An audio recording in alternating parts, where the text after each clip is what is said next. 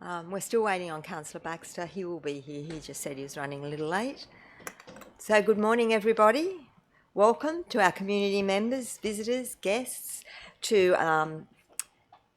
now Ruby from the Argus.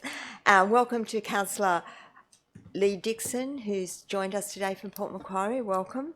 And our staff. For anyone joining us for the first time, understand this is an open meeting of Council for the public to observe Council in its decision-making process. Please now, as a courtesy to others, check all your mobile phones and devices are turned to silent.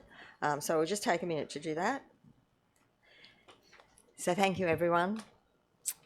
And as our code of meeting practice includes live streaming, which has a requirement that all present are informed that your attendance at this meeting is taken as consent to the possibility that your image and or voice may be recorded and broadcast to the public through our live stream. Also be aware, according to Council's Code of Meeting Practice, in regard to any other audio or visual recordings of the meeting, prior permission must be sought, and the decision to allow must be a unanimous decision of Council. For anyone in the gallery to follow the agenda, the recommendations before Council will be displayed on the screen. I believe there's a couple of hard copies available at the front. At approximately 10:15 today, I'll be suspending standing orders because we're having our annual Community Club Grants Presentation. And then following that, everyone is welcome to join us for morning tea, which usually is around 10:30. So welcome, councillors. And I'd like to thank Councillor Deputy Mayor Ashley Williams for chairing the meeting so successfully last meeting. Thank you, Ashley. Welcome to our General Manager, Director Fish, Director Mitchell, and to any staff that are in the chambers today, and of course to the viewing public that have also joined us by live stream. We'll begin at item number 1, which is our opening prayer. Dear Lord, help us in our deliberations today so that our decisions will be for the greater good for the whole of the Kempsey Shire. Amen. And Council acknowledges that this meeting is being held on the traditional lands of the Dunghutti people. Item number 3 is apologies and applications for leave by any councillors. Madam Mayor? Yes, Councillor. I must apologise after morning tea this morning. Thank you. Councillor Baxter won't be an apology, I believe. He's maybe still looking for a car park. Okay, move that way. Thank you, Councillor. All in favour of accepting that Councillor Saul will be missing after morning tea and that Councillor Baxter's late? Aye. Thank you. Confirmation of minutes, that's item number 4. The minutes have been attached. It's been moved by Councillor Patterson and seconded by Councillor Shields. Councillor Holville? Yes, Madam Mayor. Could I ask some questions of the General Manager, if I may, about minutes, please? Yes, certainly. Mr. General Manager, when a person like yourself makes a declaration of a pecuniary interest, what are the implications for attendance at that meeting? Could you explain that, please? If someone makes a declaration, depending on the nature of the declaration, if it's a pecuniary interest declaration, then they should leave the room. There's no exceptions to that? That's what they should do unless they've forgot in the heat of the debate or as things are progressing. Oh, thank you. And if you're referencing last meeting when Councillor Patterson forgot to leave the room, I actually spoke to Councillor Patterson about that. Yeah, I wasn't referencing anyone. No, I'm just clearing it up to make sure it is. And that was an admission by Councillor Patterson, just as the debate went through, and I think from memory it was just an item where it was noted anyway. But yeah, I spoke to Councillor Patterson about that.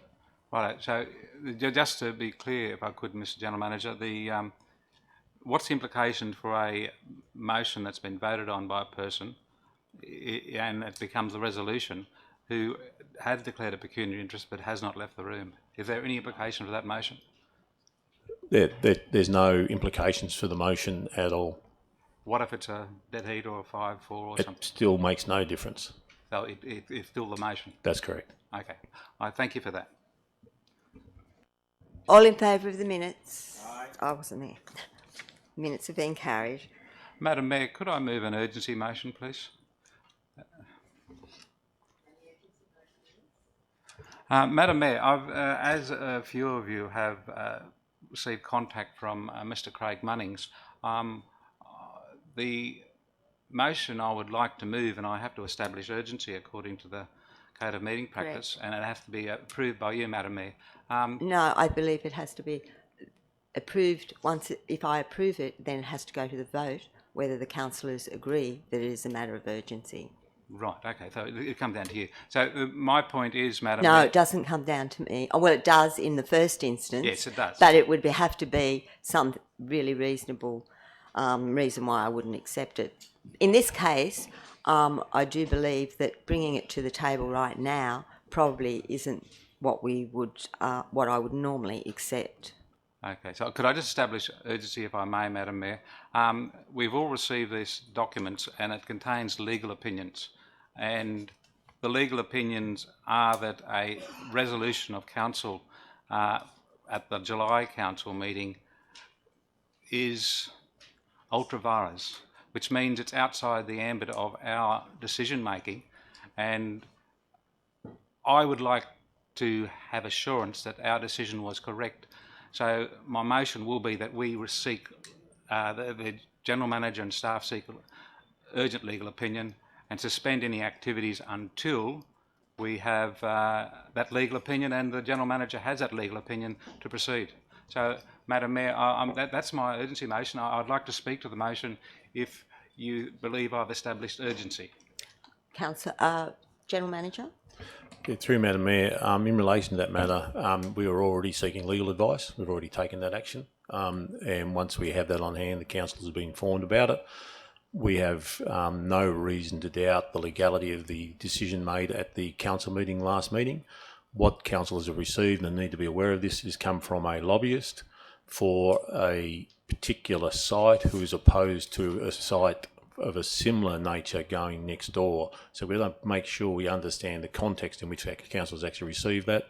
It is from someone who is lobbying on behalf of a particular company who have a DA who are opposing or not wanting to see another DA for a similar thing next door to them.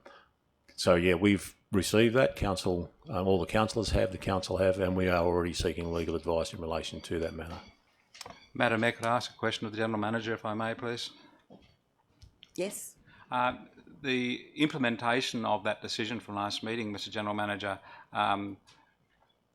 is it being implemented, or can it be suspended until you've got the legal advice? I don't know the process, so I'm just asking you what would happen.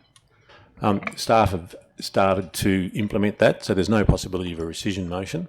What we will be doing now, it's not something that you can rush anyway, so we'll be waiting to get that legal advice and take the next step from there. Madam Mayor, may I move the urgency motion or not? I'm not going to accept the urgency motion. There's no need, and because it's already in legal, I'm not going to accept it. Right, thank you very much. Any disclosures of interest? Yeah. Have a disclosure? Yes, I do, Madam Mayor. Thank you. I declare a disclosure of interest on the urgency motion I've just put, a non-pecuniary insignificant conflict for the reasons I've been contacted by Craig Munnings, lobbyist for proponents 556 Macleay Valley Way. Thank you. I have a declaration of interest for item 9.5, alterations and additions to the dwelling in West Kempsey. It's a pecuniary significant interest, as that is my home, and although my wife owns it, that's still where I live, and she lets me live at the minute anyway. So we'll, yes, I'll be.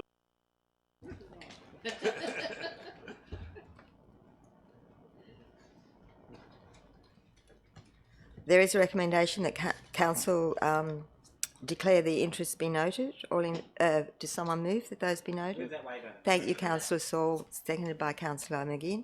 All in favour of noting those declarations? That's been carried.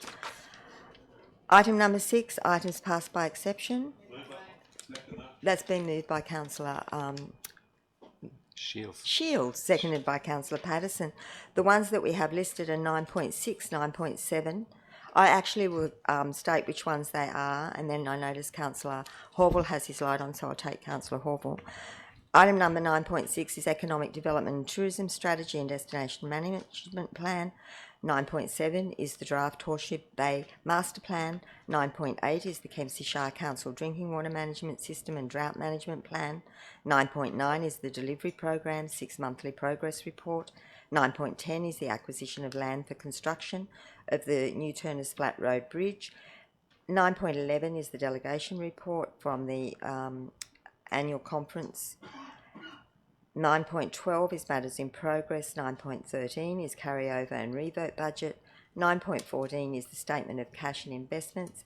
And 11.1 is legal matters. We'll take questions on them or removals. Councillor Horville. Madam Mayor, could I remove 9.6, 9.8, 9.9,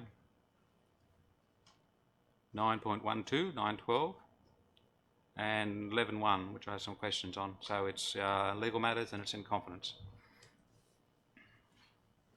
Are these for questions or changing? I intend to move amendments, Madam Mayor. Thank you. Councillor, 9.7. thank you, Councillor Morris.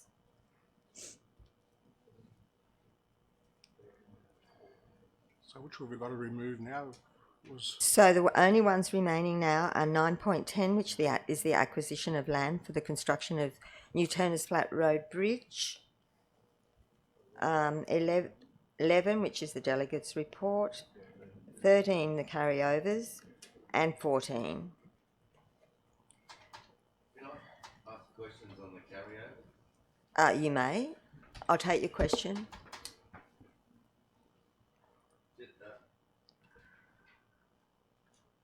Well, it's a question for no.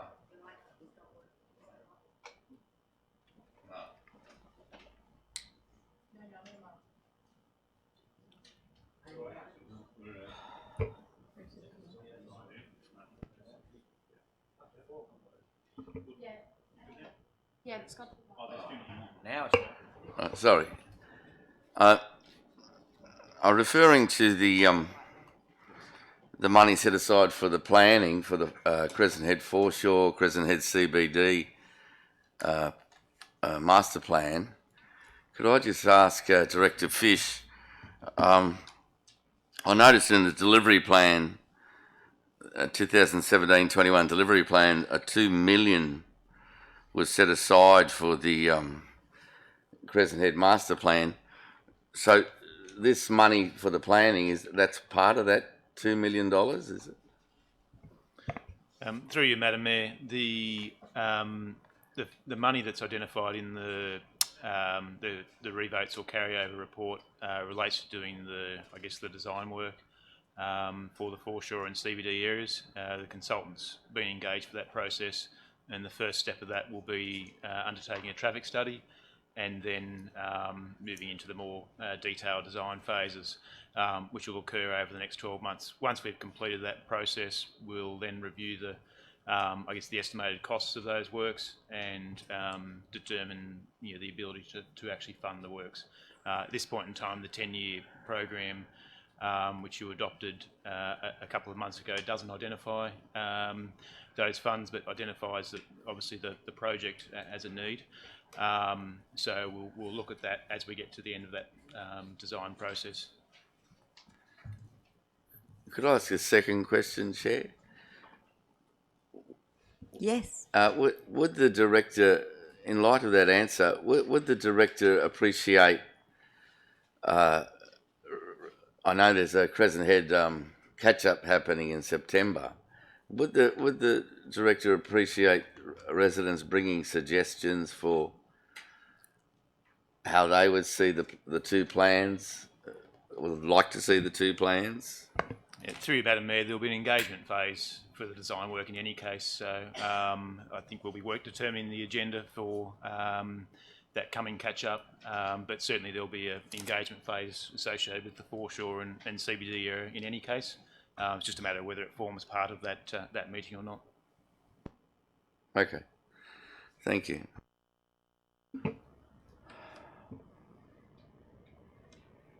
Madam Mayor, may I ask a question as well, please? Yes, certainly.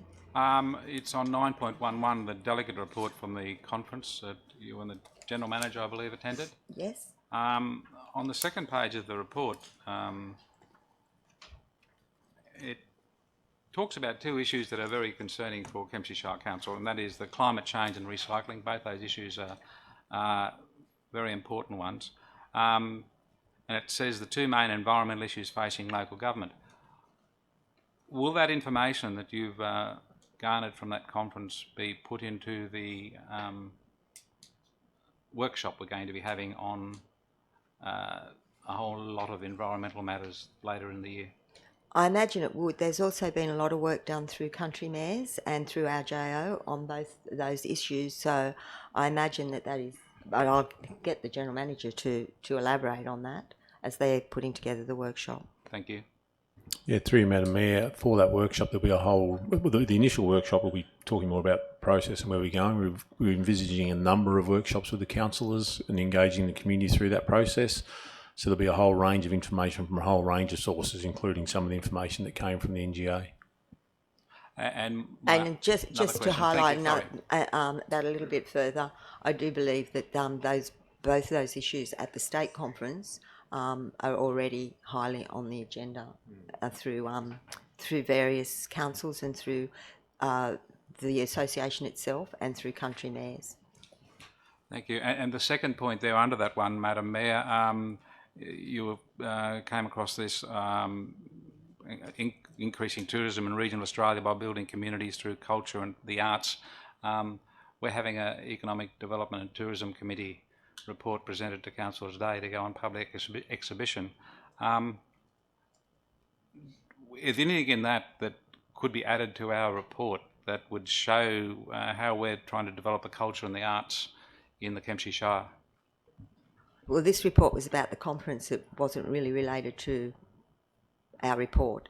I understand that, but yeah. Could there be something added from what you learnt there? To the strategy, is that what you're talking about? Yes, we don't have a strategy on culture and arts in that report. I believe that they've both been highlighted in the report. Okay. Both culture and arts. In my reading of it. Yeah, so there's nothing it's new a broad level document. Our strategies are broad levels, and both culture and art have been highlighted in that. Yeah. The point I'm making, Madam Mayor, is there anything that you learnt from that conference that would add to what we're doing? I don't think there's anything to add to it. Okay. Thank you very much.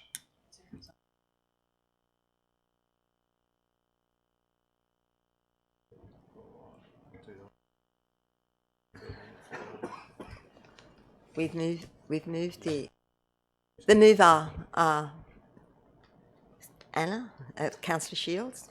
So we've got it on the board now, have we? So we haven't put it to the vote yet. All in favour of the consensus motion? All against? It's been carried.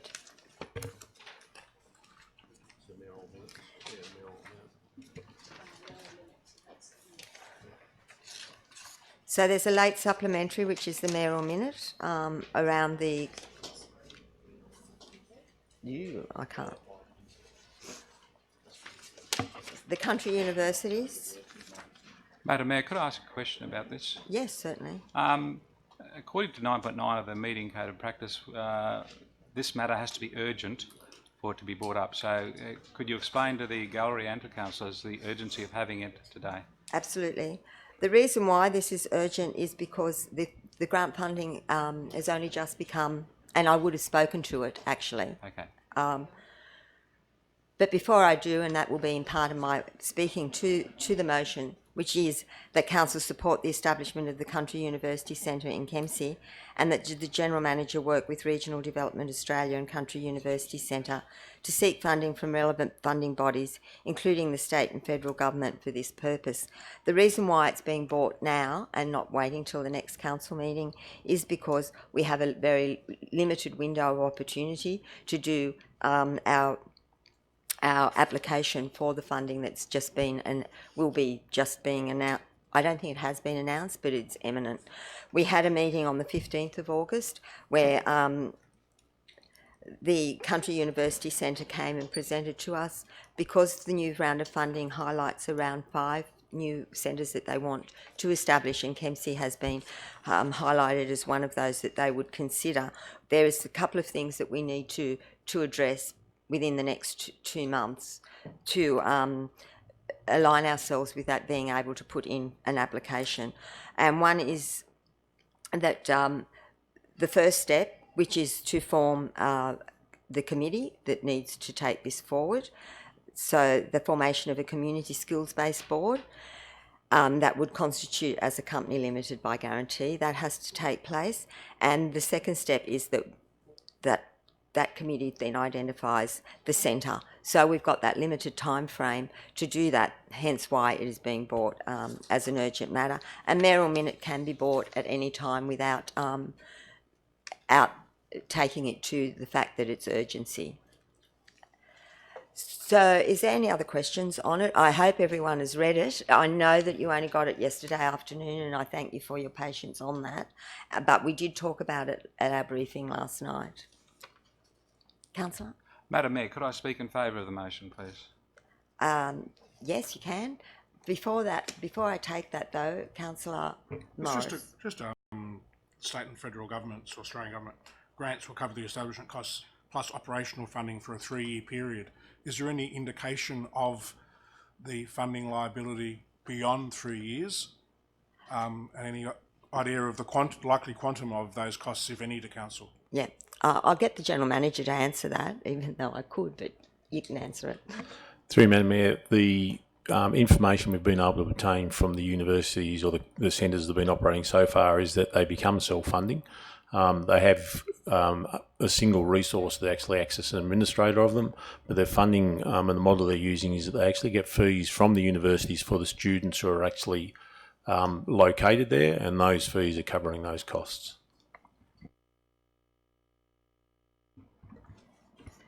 Before I ask Councillor Horval to speak, I'm sure some of those in the room were with us about 10 years ago, probably, where this conversation around having a higher tertiary education presence meetings were held. It's something that we have been working on, and it's part of our strategy. It's part of our economic strategy that it is highlighted in the documents that have been put forward for a motion further down the track today. And for our community, this is one of those pillars that will really change the way we operate. And for our young people, it's something that I believe that we really, really need to support. And through the Country University Centre, which was another thing that was brought up at Country Mayors, the success of those has been extraordinary, actually, in the short time that they've been operating. And for us to be highlighted as one of those centres that they are really looking at is fantastic. So we need to get down and do the work. Thank you, Councillor. Thank you, Madam Mayor. Yes, I commend the motion and the great news, and I would have liked to have seen in our audience today the people in the education system in the Shire, such as all the principals of the area. I'm sure they'll be really pleased that there's an opportunity for students finishing Year 12 to actually stay in the area and commence their tertiary studies. At the moment, we've got some people doing tertiary studies in Kempsey Shire, but having to travel to other centres like Coffs Harbour or Port Macquarie to actually do their tutorials and their lectures. With the modern technology that the country university centres have, those students will be able to stay here. There'll be less travel. They will have the opportunity to partake in tutorials and or listen in on lectures without having to travel. And the real plus there, they don't have to enrol at the local universities here. They can enrol in universities that are offering the courses that they wish to do anywhere in Australia, which is a fantastic result for Kempsey. There's lots of issues to get through, as I understand, Madam Mayor, like finding the location and getting people on board the committee and all those. But I commend the news and commend your motion that's before us today and ask you to support it all. Is there any speakers against? Councillor? I'm for. You've got your light on. Yeah. You got a question? No, I just want to make a comment if I may. Yes, certainly. That's all, but I'm for. Thank you, Madam Mayor. Madam Mayor, I'm very much for this motion. I remember as 10 years ago, this plan was seen as ambitious. Yet today we're sitting here looking on black and white, and I think it's wonderful to see that it's going forward, and no doubt our youth and others will be much appreciative of our efforts to get this underway, because education is a key. Thank you, Madam Mayor. Well done. Thank you. I put the recommendation. Oh, Patterson. Thank you, Madam Mayor. Sorry. I'd just like to make another comment, similar to Councillor Sauls, that how great it is for our area. And I myself have a daughter who lives in Sydney doing university, another son who's in Sydney doing TAFE College. It's great to be able to bring your education to our area, because if there's one thing that we need, and that's what we need to keep our youth, especially our youth that are progressive and want to become more educated in whatever part of the system, to stay and live and be part of our community. I do commend this motion, Madam Mayor. All in favour of the recommendation? Aye. All against? It's been carried unanimously. Thank you, councillors. 9.1, stronger communities, round 3. There is a recommendation. Do I have... Oh, we've moved by Councillor Patterson, seconded by Councillor Williams. Do I have any speakers against?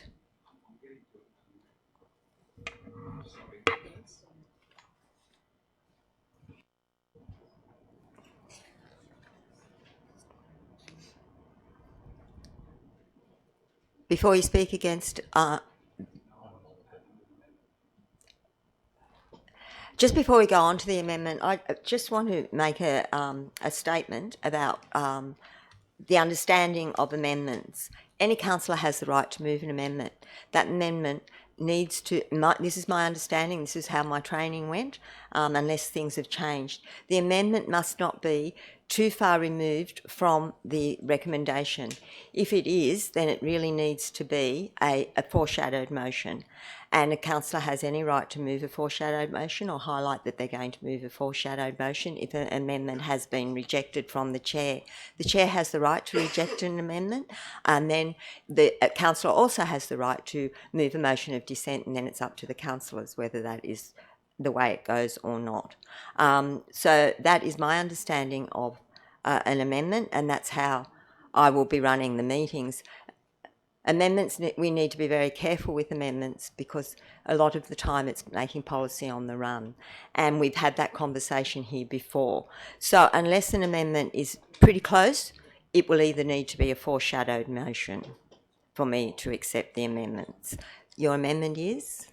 Madam Mayor, I'd like to move the motion as is. This is my motion, with an extra point F, that we add a fund for, or seek funding for, South West Rocks Community Centre, Library and Council Service Centre.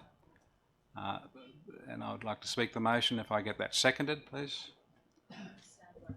I'm going to take that as a foreshadowed motion, because there would be there'd be implications on that that aren't in this report around the funding that is needed for that, and where they sit within the community. So I would take that as a foreshadowed motion. Thank you. Madam Mayor, I'll move dissent. Okay. So there's moved as dissent on the recommendation of the chair that be a foreshadowed motion. I'm going to ask you to speak. I can speak and you can speak to a motion of dissent. That's right. And my reasoning behind that is... Madam Mayor, I have to speak first, moving dissent, that's the rule. Is that what happened? Yes. Okay.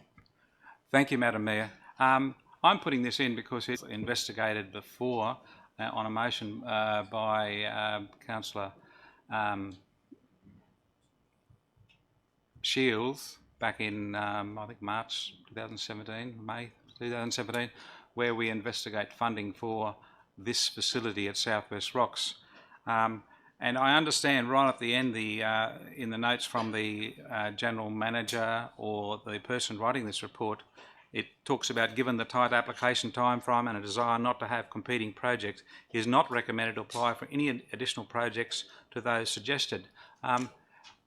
That's a suggestion. It's not written in ironclad way, and it's not adding to what we're trying to get. We're trying to get funding for the Shire on worthwhile projects.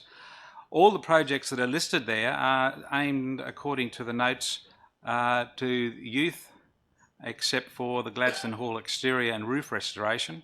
There's nothing for senior citizens, and a South West Rocks Community Centre is what I'm proposing would encompass catering for the large proportion of South West Rocks that are our senior citizens, and they are the largest proportion of our senior citizens in the Shire. So I'm asking people, my fellow councillors, to dissent from this motion and allow me to move that we have this added in, because it is an important part of the future life and community life of the South West Rocks community. So I'm asking you to dissent and say that the decision by the Mayor is incorrect, that this should be allowed. It's actually showing you that it should be allowed because of that last comment. They don't want you to move extra, which is what the council... Councillor, you're speaking to the motion, which you would have the opportunity to if it is accepted, but you've always got the opportunity to have it as a foreshadowed motion where you can speak to your motion. You just interrupted me, Madam Mayor, and I hadn't finished my dissent. I was actually explaining why I was dissenting. We are allowed to not go with the recommendation from staff, and I've actually read out what the recommendation from staff is that we don't add, but I'm saying we should be able to add more things in if we think they are a priority.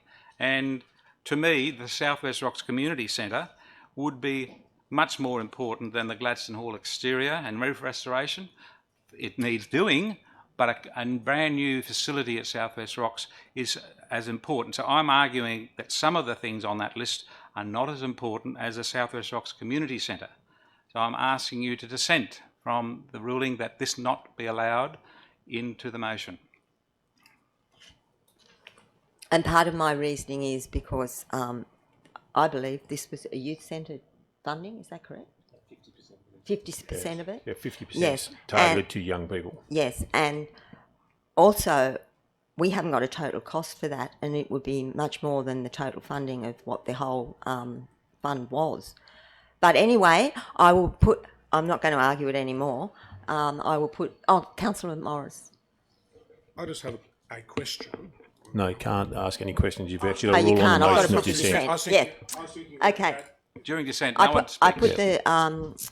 the motion of dissent to the councillors. What you're voting on is whether to accept my ruling or to take Councillor Horville's amendment rather than a foreshadowed motion. Which way is the vote? Accepting? If you are going to uphold the chair's ruling, you vote to uphold the chair's ruling, which means you put your hand up for yes or no, unless you want it to be as an amendment. All in favour of the upholding the motion of dissent? All against upholding the motion of dissent? The motion of dissent has been lost, so it would be a foreshadowed motion. So we're back to the original recommendation. Do I have any speakers against the recommendation? Councillor... just a question. Thank you, Councillor. Just a question. In the body of the report under financial sustainability, it makes the comment that as the works proposed to be undertaken, either repair, replace or enhance existing assets, the impact on operational costs shall be negligible and will be absorbed within existing budgets. I agree with that comment as far as operational costs are, but I'd be quite surprised if the conduct of these works did not result in a capitalisation or increase in the capitalisation value, which would generate an additional annual depreciation amount, which would need to be funded. Is there any comment on that, or is it anticipated that the items that will be written off as they're repaired will be of equal value to the work that is undertaken? General Manager. We'll get Mr Mitchell to make a comment on that. Through you, Madam Mayor. Yes, Councillor Morris, you're correct. For some of these where it results in a new asset, there would be a depreciation charge that would flow as a result of that. So what sort of quantum would there be anticipated to be as an additional financial burden on council on an annual basis? That we would need to come back to you with, because all of these assets would have varying useful lives and therefore would be depreciated at Because that different information was requested previously when such reports come up, and it's obviously just been overlooked in this case. Yes, that's correct.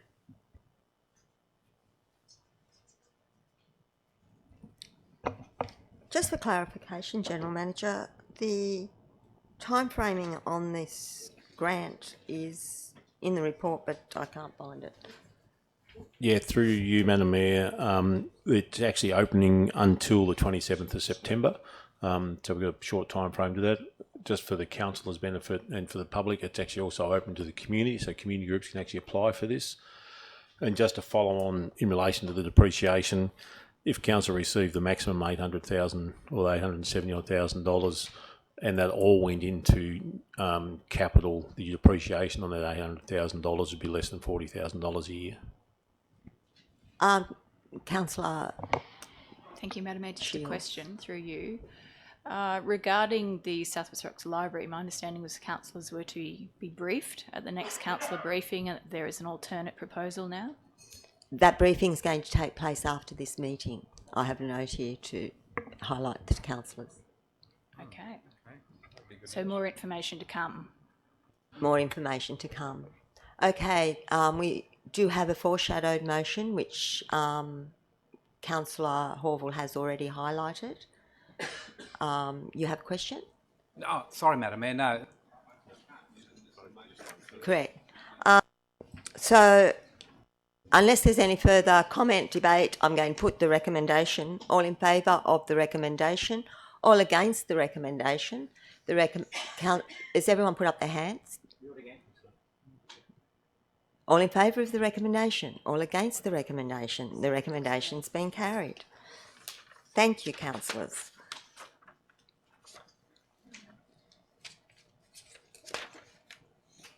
Nine 9.7. 9.2. Okay, I'll move that way. Mid North Coast High Performance Centre. I've got a mover. You've seconded. Who's moved it? Councillor Anna. Oh, of course. Thank you, Councillor Shields. And it's been seconded by Councillor Morris. Do you wish to speak? Is there any speakers against? But you would like to say, I can't I'll see be you. very brief. I can't Madam see you. Mayor. Obviously, yeah, we've been waiting for this moment to come. We're excited that it's finally here. There's some, we need some quick movement with this centre, saying that we have our first major event booked in for the May Highland Games in Feb of 2021. So thank you very much for moving on this, and I hope we can all support it. I put the recommendation. All in favour of the recommendation? All against? It's been carried. 9.3. Thank you, Councillor McGinn. Seconded by Councillor Patterson. Do we have any speakers against the recommendation? Councillor Horville. Madam Mayor, could I ask a question, please? Yes, you can. I'm just getting the question, and then you can speak before any speakers against. Madam Mayor, I concede that let Madam Councillor McGinn speak first, and then I'll ask the question. Thank you, Councillor McGinn. Madam Mayor, of course, this is just an opportunity to start going out to the community to ask for their input. So this would be beginning a round of engagement with the community first and foremost. I know that this is an opportunity for us to consider rebranding of our shire, which may bring some economic benefits. As well as the new branding opportunity.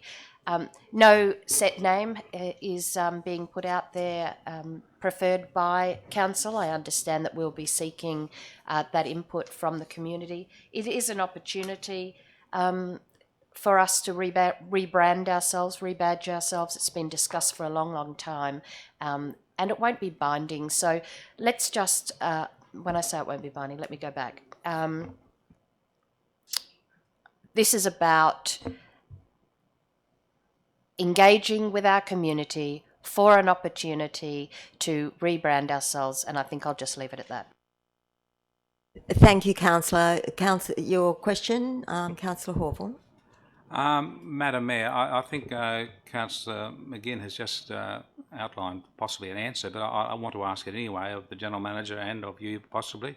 Has the change name of the Shire, which is being put out there, been predetermined? In other words, has it been decided it will be the Macleay Valley Shire? No.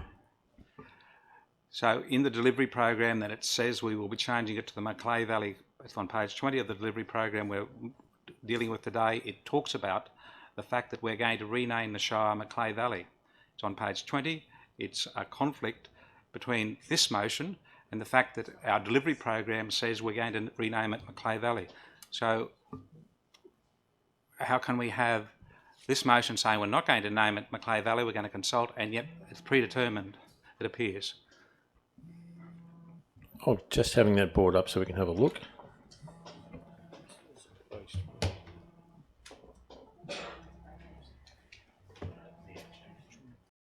In there as an action, I would say is actually an error because there certainly is no predetermined name.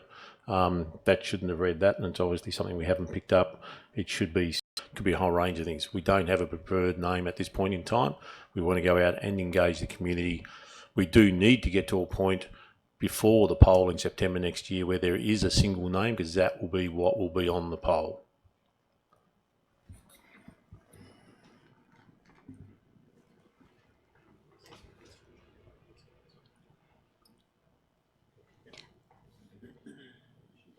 Madam Mayor, may I speak against the motion? Yes, certainly. Back in February, I moved a motion that we have this undertaking to invest actual information that's been put to us. I'm actually thinking it's a bit challenging the amount of information that's been given to us. We are voting on something that's going to cost money, and if it's approved, eventually it's going to cost money for implementation. And that was outlined at the briefing last night. In my motion, rejected at the February Council meeting, and were told that most of these things would happen, I put in there any geographical difficulties of taking on the Macleay Valley Council name with less than 30% of the Shire in the said valley. We've got 3,400 square 3,400 square kilometres in our 3,000, and there's 100 and whatever thousand in the Macleay Valley. So we're less than 30% of the Macleay Valley. And I'm going to give some shocking news to Councillor Baxter, because he always likes to talk about Macleay Valley. Crescent Head is not in the Macleay Valley. That's in the business paper today. It actually says you're in the drawing area of the Mayoral River, which goes into the Hastings. So you're actually in the Hastings Valley. So whenever we're at Cundabung or Crescent Head, we're actually in the Hastings Valley, not the Macleay Valley. The naming of our town at the moment, or what? Councillor, don't interrupt. He's got the right of speaking against the motion. We'll speak in favour, Madam Mayor, if he wishes to, yes. So I'm asking, why are we going down this track when we don't know the cost?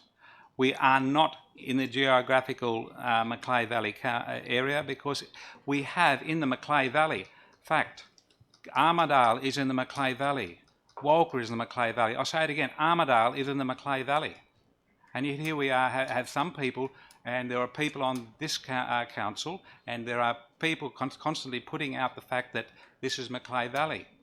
It's a constant activity by members of the council and also staff putting out Macleay Valley constantly, as if you're preempting what the consultation will be. We cannot have a sham consultation. It couldn't be predetermined. And to me, I think we need to reject this, because we don't have the costings. We don't have the fact that the Office of Local Government constantly rejects changing of names. The Office of Local Government spokesman, when Blacktown tried to change their name, said the council would need to show evidence of significant support for the new name and a case outlining the cost versus benefits to the community. I think we should know those costs before we vote in favour of having this happen. We don't have the cost. It's the number one thing. Is it going to be $2 million? Is it going to be $5 million? Is it going to be 100,000? We don't know. And yet here we are voting on going down this path of consultation, which could cost a lot of money, but we don't know. And we should know before we vote in favour of this motion. So I'm quite happy for us to defer it to another day and have that extra information. We have a geographical challenge with naming it, and also history tells us it's almost certainly going to fail. Councillor Morris. Thank you, Madam Mayor.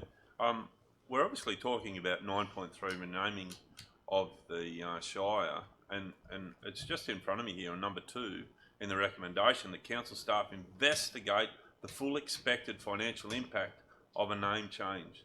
The financial impact would be the cost of changing it and the possible cost or the possible earnings from a change with future investments or tourism or whatever it may be. So I cannot see anywhere here where council is going into something. Your question, councillor. Yeah, well, okay.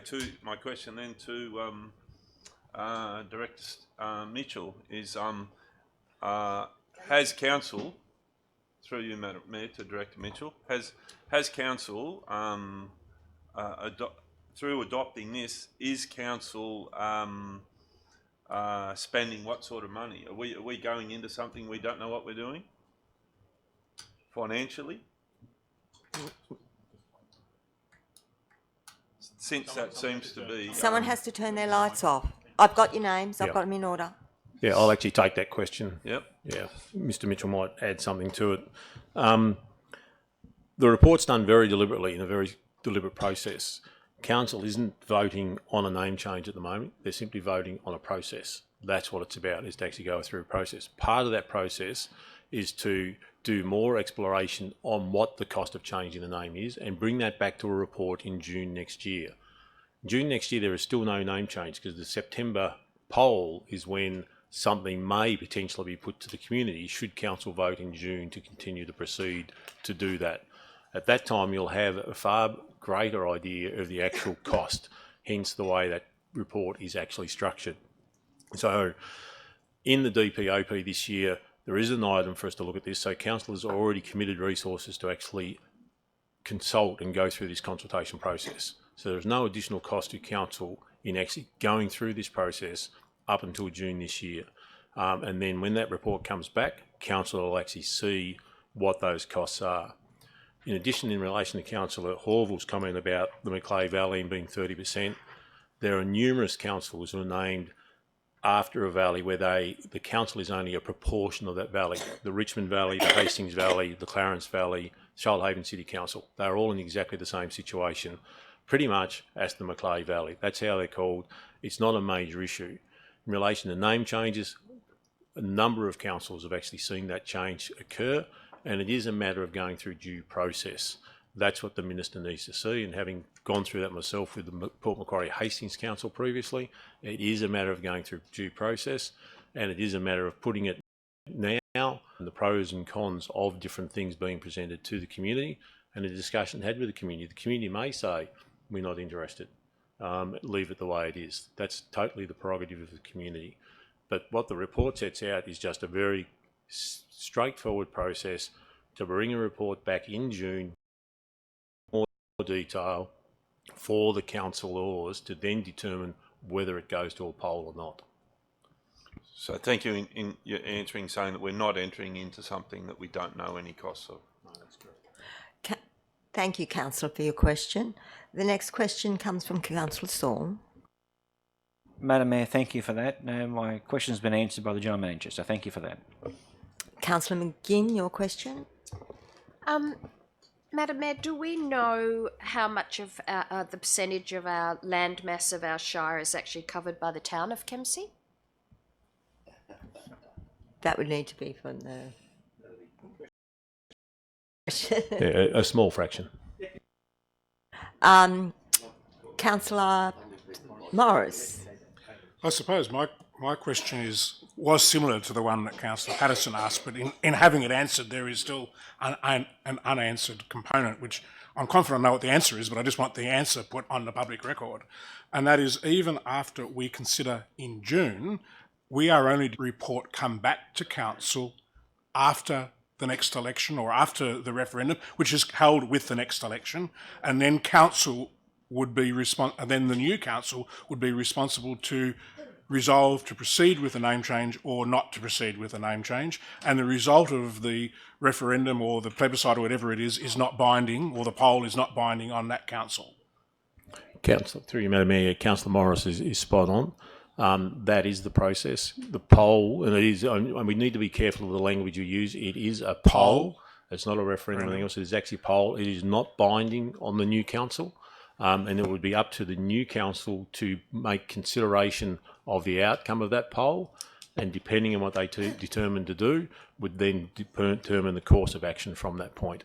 And of course, if they decided to go with a name that wasn't predetermined, that would probably need further community consultation to get the Office of Local Government to agree to any subsequent name change if it wasn't included in the poll. And my understanding of the process is we need to put a specific name to the poll. If the new council wanted to use a different name, they would have to do another poll to actually do that before they went to the Office of Local Government. Councillor McGinn, would you like to close debate? Do you reserve your right, or are you going to just let it go to vote? I put the. Can I just ask? Yes. Or ask one other question, or I know it's probably likely to be done, but I would just like to ask, would it be possible to make a small amendment? And that amendment would be, because it says that council staff commence to engage, but I believe we need a community information session of it and to approve it, but more to put it out in the public arena in a more substantive manner as to the importance of this and how we're going to be engaging with them, and encourage them to be engaged in a more fully way. Now, I don't know what the wording would be for that, but I think it's important that we get it out there to the community. This is important. You need to become engaged, rather than just say we're going to commence a community engagement program. Any thoughts on that?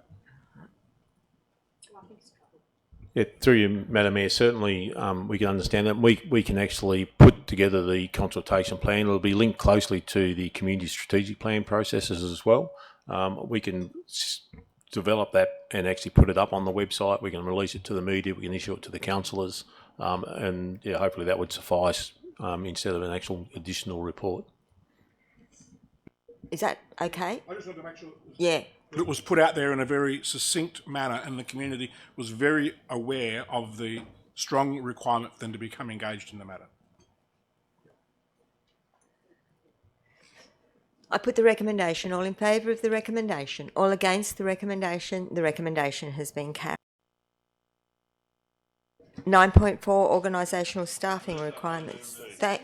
Okay, it's been moved by Councillor Patterson, seconded by Councillor McGinn, I think.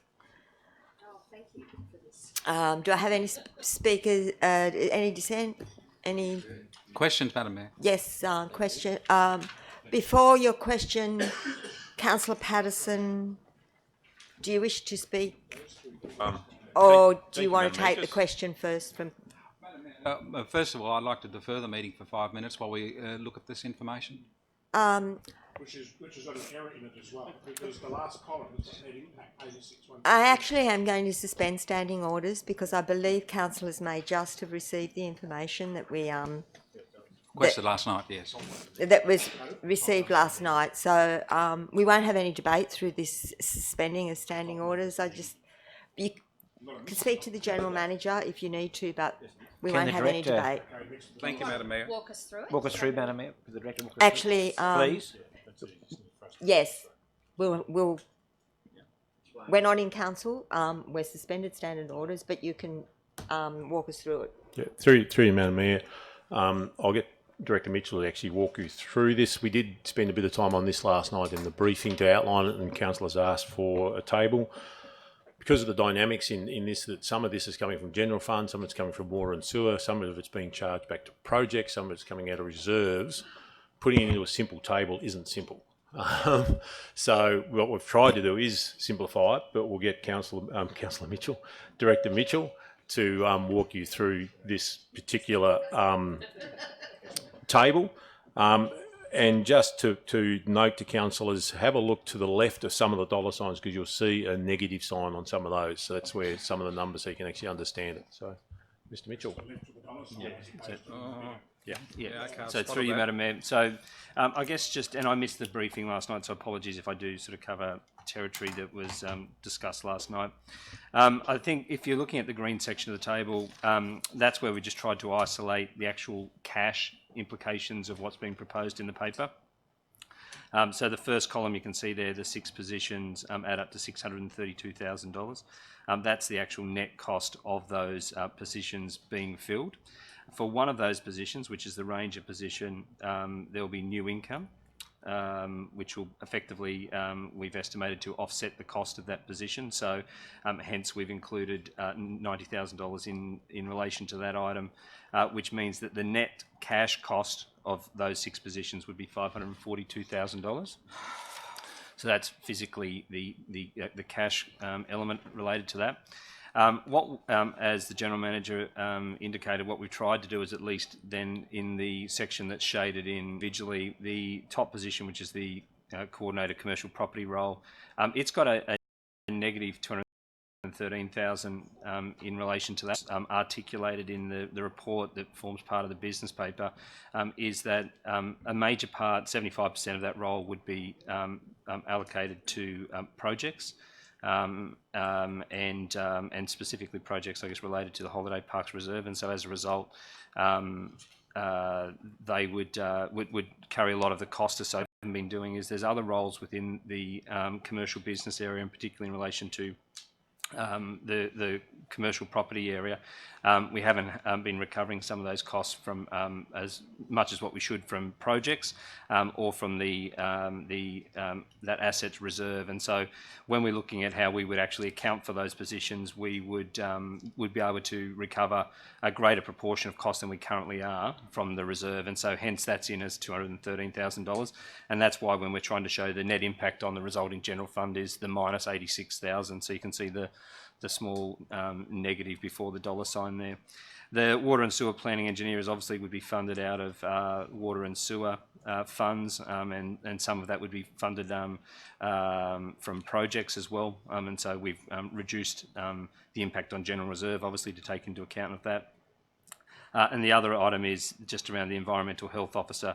There's the on-site sewage management reserve, which this position would be funded out of that reserve. So the addition of those adjustments, if you like, add up to $453,000, which would mean that the net impact on the general fund outside of those adjustments and those reserves would be the $89,000. I guess probably easier to take questions by exception if people have them. Year by year.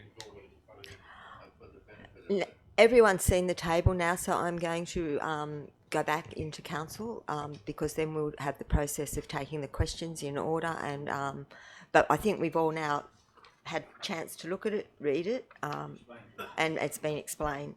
So we'll resume standing orders, and we will take the questions. Councillor Shields, then Councillor Morris. No, he hasn't. Would he like to, Councillor?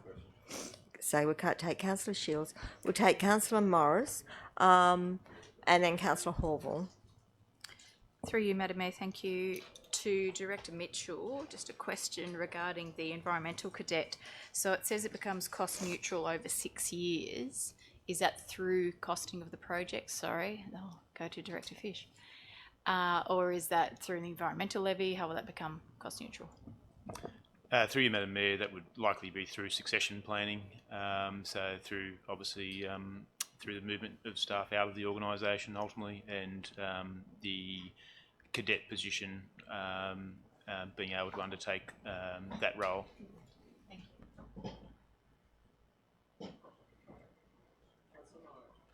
Sorry, Councillor That's Morris. right. 2 questions, one on different items. The Environmental Health Officer, it says funded from on-site sewage management reserve. How much money is available in that reserve, and is that likely to have an impact on the on-site sewage management the role. There's a surplus that's generated annually at the moment, so that surplus will actually reduce by the amount of obviously the cost of the position, but there will still be a very small surplus that will go into that reserve. So it's not actually eating away at or reducing a reserve over time. It's funded annually at the moment, so there shouldn't be any need to amend any on-site fees. And the other question is in relation to the water and sewer planning engineer. It says it will be funded from water and sewer funds. There's no additional income anticipated from that, or is there any savings in costs resulting from that, or is that going to be an additional burden on our water and sewer funds that currently see about a 7% per annum increase in fees? Yeah, through you, Madam Mayor, there's no corresponding additional income with it. There will be certainly some allocation of quite a bit of time of that role and other roles to capital projects, which may have a minor reduction in some consultant needs, but there's no additional income coming in as a result of that role. So in reality, this table gives us an impact on the general fund, but there are impacts on other funds that the community is liable to pay for in addition to the general fund, namely the water and sewer fund, and also the on-site sewage management reserve is a lessening of council's reserves. General So Manager. the overall impact across the board financially is more than the 89. Is that not correct?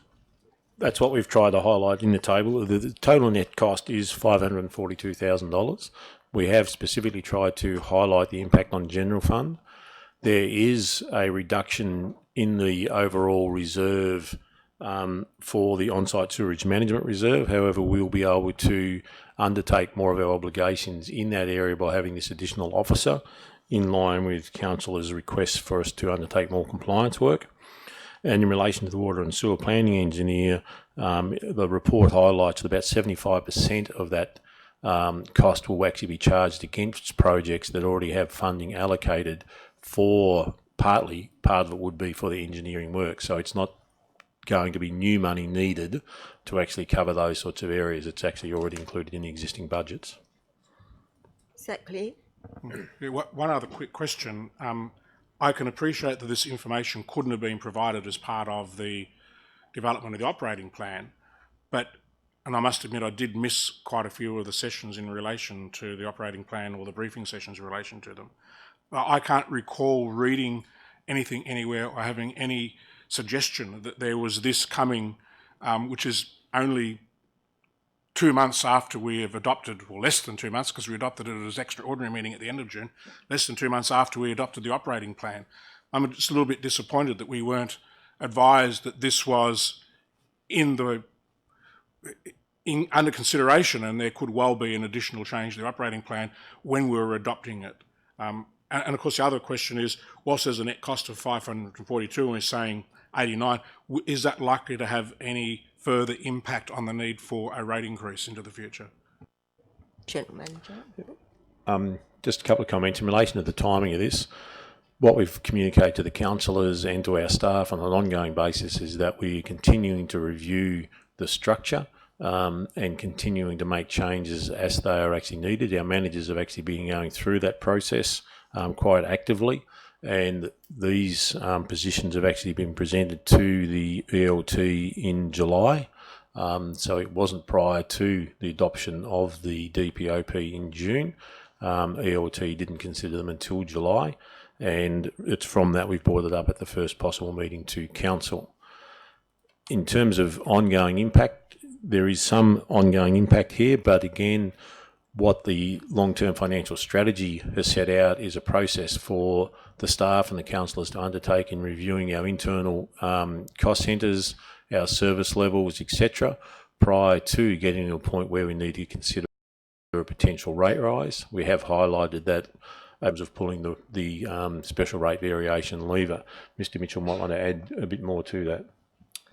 Yeah, through you, Madam Mayor, that's in terms of improved revenue performance through better management of our contract with ATPM for the holiday parks, whether it's in terms of minimising revenue leakage with assets like sale yards, better management of our operating expenditure across all of those commercial assets, and delivering our capital programs in those, putting that position on, is that we really need to have a greater focus on our commercial assets, and they obviously will return, commercial returns for us. And so I think, the reality is that will be more than self-funding, but without being able to actually quantify that, we just have left the cost in only and haven't shown any actual income associated with that position.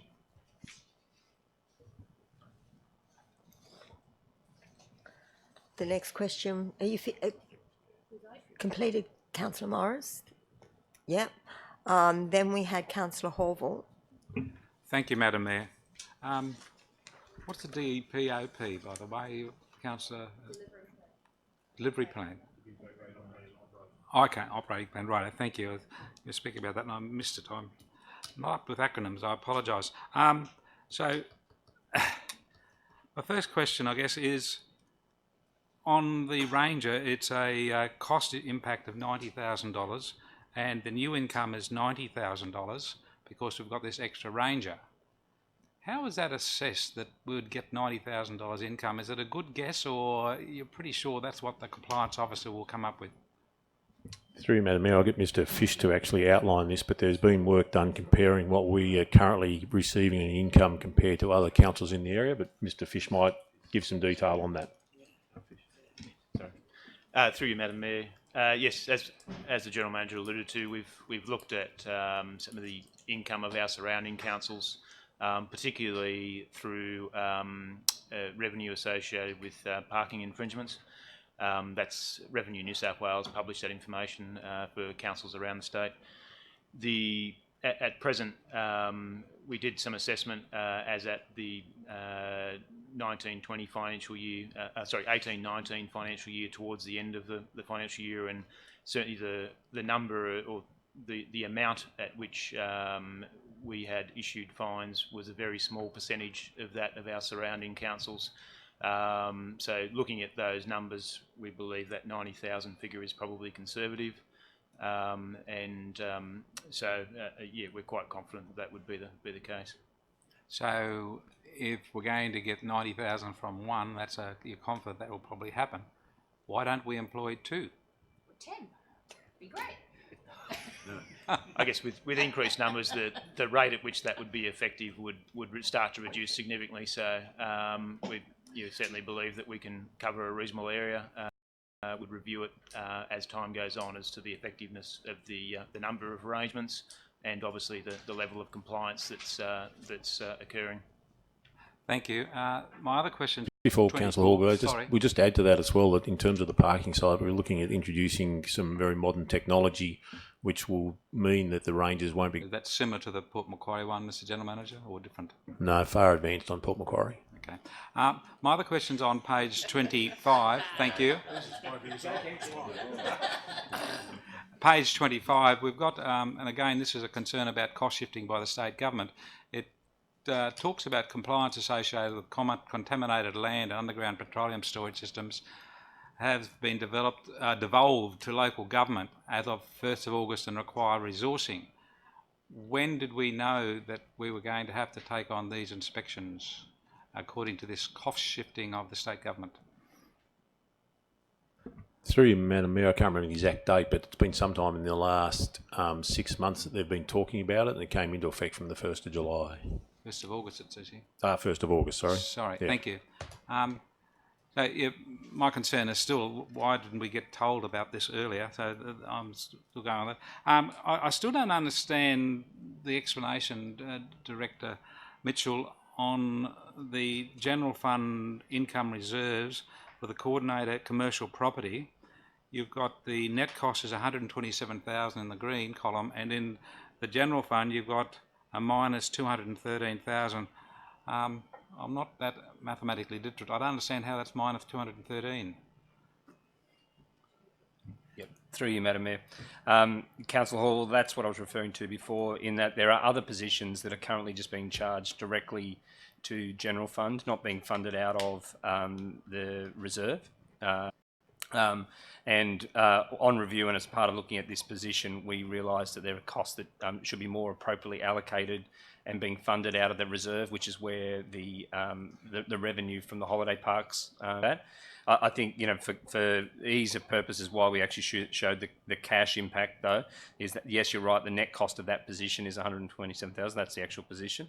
But there are other positions that are currently just being charged directly to operating expenditure that we could either recover from capital projects or from the that reserve. Okay.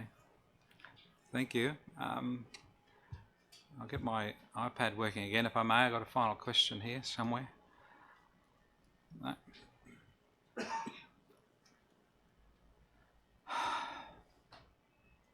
In the meantime, we have two other councillors that have questions. I'm going to suspend standing orders at 10:15, which is in 1 minute's time. So, councillors, you might like to write your questions down on a piece of paper so that when we resume, we can pick up where we left off. Okay. Okay. Councillor? Okay, thank you. No, we're going to suspend standing orders at 10:15. This position, community operational property and facilities and commercial property, and that person will make up one full-time position, as my understanding. Is that an issue for that staff member coming in to have to work for two managers, or will they be given special hats? Mr Mitchell, no, that's actually incorrect. I'll have Mr Mitchell explain how the structure will actually work. Yeah, through you, Madam Mayor. Not entirely sure I understand, Councillor Hall, but the proposed position, which is the coordinator role, will report directly to the manager of commercial business. That role will just report directly to that manager position. And work in two areas? No, just they'll be responsible for those functions that are outlined in the table on page 23 of the business paper. So that table, the bottom section of that table where it refers to commercial property, that's the area's responsibility that this is responsible for. What there will be, which at coordinator position, but will also be providing general property support to the other coordinator position in the commercial business team. So working for two bosses? Yeah, but that's not uncommon. They'll have direct reporting line from a pastoral care perspective to one, but will be providing services to the other, which is not inconsistent with a whole lot of other roles within the organisation. Thank you. Thank you. Councillor Morris, after our morning tea, we'll pick up with your question if you've written it. Okay, we're now suspending standing orders because we have the Club Grants presentation to make, and so I will go over when we get a microphone, and we'll talk about what the Club Grants are and make the presentations. But in the meantime, can I welcome Ian Doyle, the Vice Chairman of the South West Cross Country Club, who is here, and I think that Paul McGregor's also arrived. Yes, there he is. Paul from the Kempsey Macleay RSL Club. And we have Matt Taylor from the Kempsey South Public School, and he's arrived. And Karen Craigie, yes, she's here, from Prosper. And we have an apology from Foster Care Angels.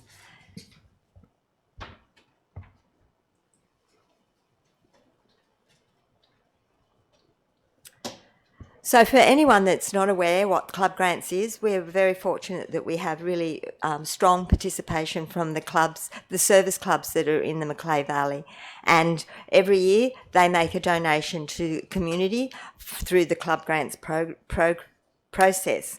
So can I ask Ian and Paul, Ian Doyle and Paul from Crescent Head and South West Rocks, which are two fantastic clubs that we have in the Macleay Valley, to come forward to make the presentations. And I'm just going to read out a little bit about who the recipients were this year to make. Are you doing one and you're doing the other, is that right? So you're doing... They're not here. They're not here. So, well, you swap. You take one so you can present. So we've got that sorted. So first of all, we'll do the Kempsey South Public School for the Death Camp. So if Matt Taylor can come forward. And this organisation that put in for their donation is for public school students from Taree to Tweed. That's the main part, but we've got 4 students, I believe, from here. The camp runs for several days and brings together students aged 10 to 18 who have a hearing loss to establish friendship and share experiences through participating in a variety of recreational activities. So if you'd like to make the presentation, and then you can come forward and have something to say.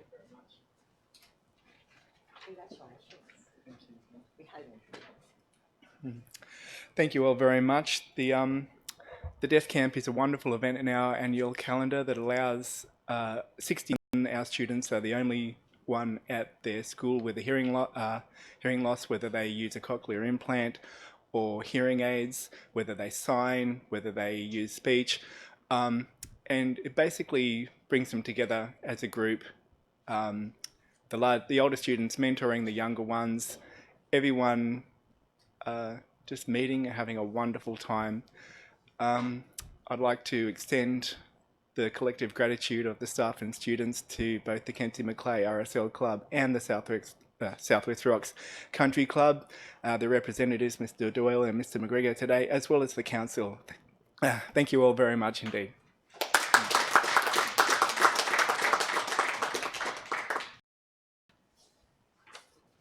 And now Karen Craigie, if you'd like to come forward and receive your donation.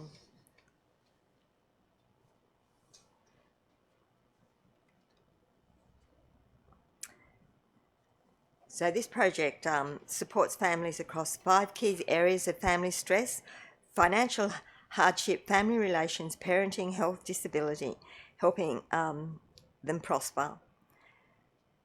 And I'll get you to talk a little bit more about this, but the resource will be published and distributed across our Kempsey LGA via local schools and the community sector network.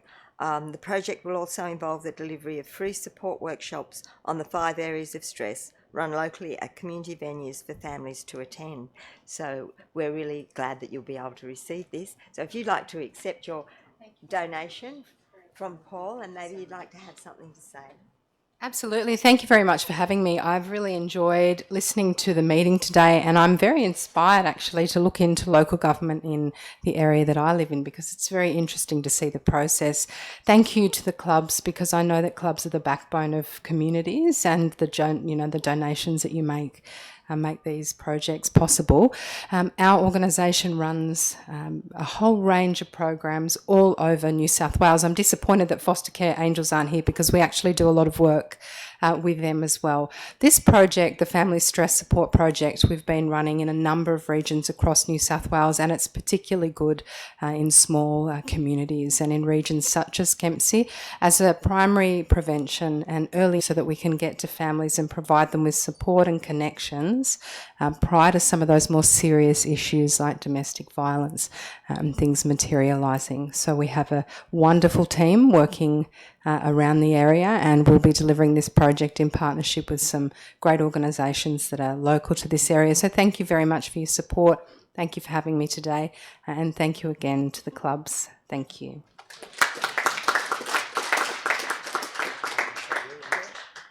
I'm now going to ask both our gentlemen here if they'd like to say a few words before we move to morning tea. So we'll take Paul first. Thank you, Liz. Just for the people that may not be aware of the club grants, by government, a law, we have to provide a percentage of our poker machine gaming revenue to the community. And this is only just a small part of what the clubs on the Macleay do.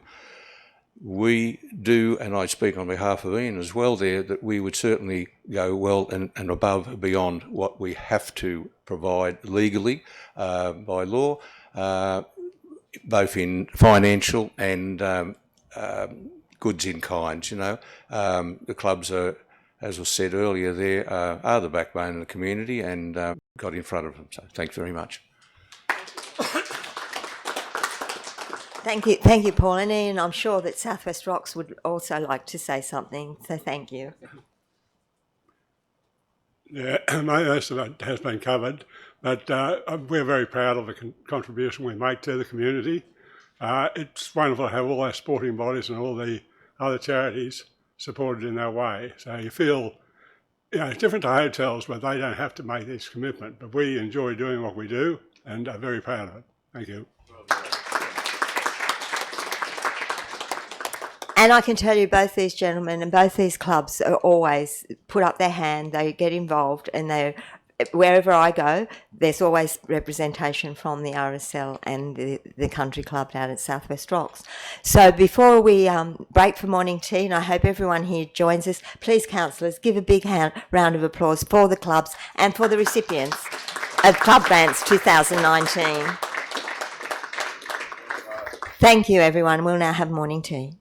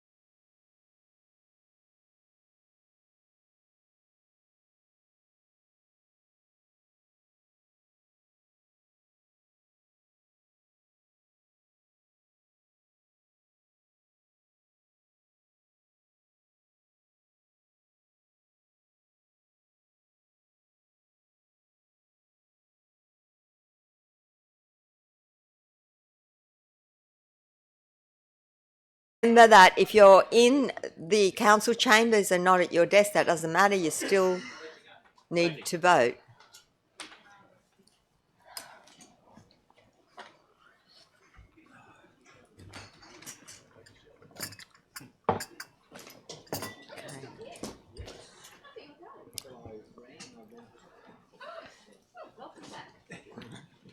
Now, first of all, we just need to note that Councillor Saul has been able to stay for the remainder of the meeting, so we'll just note that in the minutes, Councillor Saul, and thank you for arranging your life so that you could stay for the rest of the meeting. And we're going to resume the meeting where we were at, which is at item 9.4, and we're still in questions, and the next question is from Councillor Morris. Just a moment, on questions, the correct way of doing it, councillors, and just to make it easier for us to get those questions answered, if you're asking a question of the staff, it needs to go via the General Manager and then he... okay, Councillor Morris. To the General Manager, there's details as to the costs for the recruitment of these positions. Are there any additional resources required? i.e., do we have adequate office space? Do we need any additional vehicles? Are there any additional costs over and above their wages and anticipated on costs that are declared? We have sufficient space. In terms of vehicles, I just have to check with the two directors if there's any specific, not in Steve's, Mr Mitchell's area. The Ranger vehicle... Yeah, we're just introducing a more coordinated car pooling system here, and we'll actually be able to cover these positions in using that car pooling system.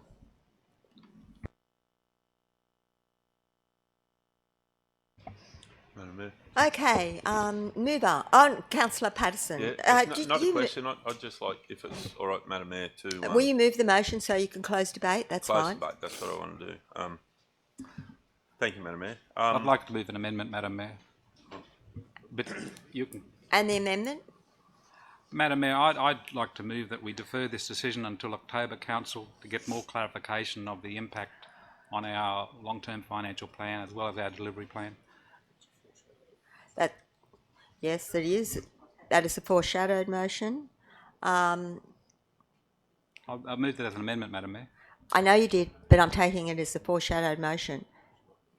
It's not an amendment. It's a complete different motion to what's on there. It's in a foreshadowed motion. Question for me. So the foreshadowed motion will be that we defer the decision until October Council. Till the October Council meeting. To gain more information on the impact on the long-term financial plan of Council. Okay, so that's a foreshadowed motion. So, Councillor, would you like to close debate? Yeah. Well, we're allowed to speak against the motion as it is, Madam Mayor, because we just had questions so far. Oh, you haven't spoken for, we haven't had speakers for or against? You haven't spoken at all, so you can speak for it, no, and then we can have a speaker against, and then you can close debate. Okay, thank you, Madam Mayor. We're talking about staff restructure, and us as a council are the board that has asked our staff, through our general manager, to look at the restructure of our management. And in this, we must have this in mind, that this is based on the report, that the additional positions identified within this report are necessary for council to both achieve its delivery program, that's the one that we set, and the operating plan outcomes, and to deliver the critical outcomes identified within the corporate improvement project. And through this is it's fantastic of our staff to put this recommendation for these needed positions to help our community and our council move forward. Just prior to your speaking against, in the questions, I don't know, I have a question that I'd like to ask, and I don't know whether this was actually covered.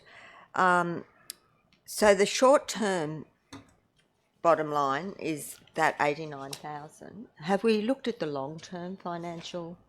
Have you outlined to us exactly what the long-term result will be?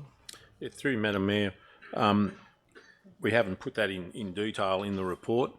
As Mr Mitchell outlined, the long-term impacts are hard to document in relation to the coordinated commercial property, because we actually see the potential for us to save more and generate more revenue through the better management of those commercial properties. Our ranges, as has been indicated, the $90,000 we consider as a conservative amount of revenue. It's quite possible that we'll actually increase that revenue beyond that $90,000. The environmental, natural resources and environmental cadet, we expect that over 6 years to be cost neutral because of the succession planning we've actually have in that area. So other than where the positions have an award increase, we're not seeing other impacts that are actually coming from this, other than more on the positive side of actually being able to fulfil Council's Works program and generate additional revenue. Councillor Hall. Thank you, Madam Mayor. Yes, I'm speaking against it because I would really like my fellow councillors to consider that we need more information, and to get more information we need to defeat this and go on to what Madam Mayor has said is a foreshadowed motion, where we would defer it and have it come back to us with more detail. When I received the agenda on Thursday, I was really surprised, and I want to tell you why I was surprised. We've just gone through a process of transformation. We had staff organised, we knew what was happening, we had signed off on the transformation, and now 2 months after that ended, and with a long-term financial plan out and the delivery plan and operating plan out, we now have impacts on all of those. And for me, I don't know about you, I would like more information on the long-term plan. I understand what the General Manager has just told us, but it really needs to be in black and white. And we need to be assured that this is going to be a success and improve the Shire. That's our responsibility as councillors, I guess. So I'm also understanding that some of this money is coming out of reserves. We took $2 million out of reserves to have the cinema up and running, and that's going really well.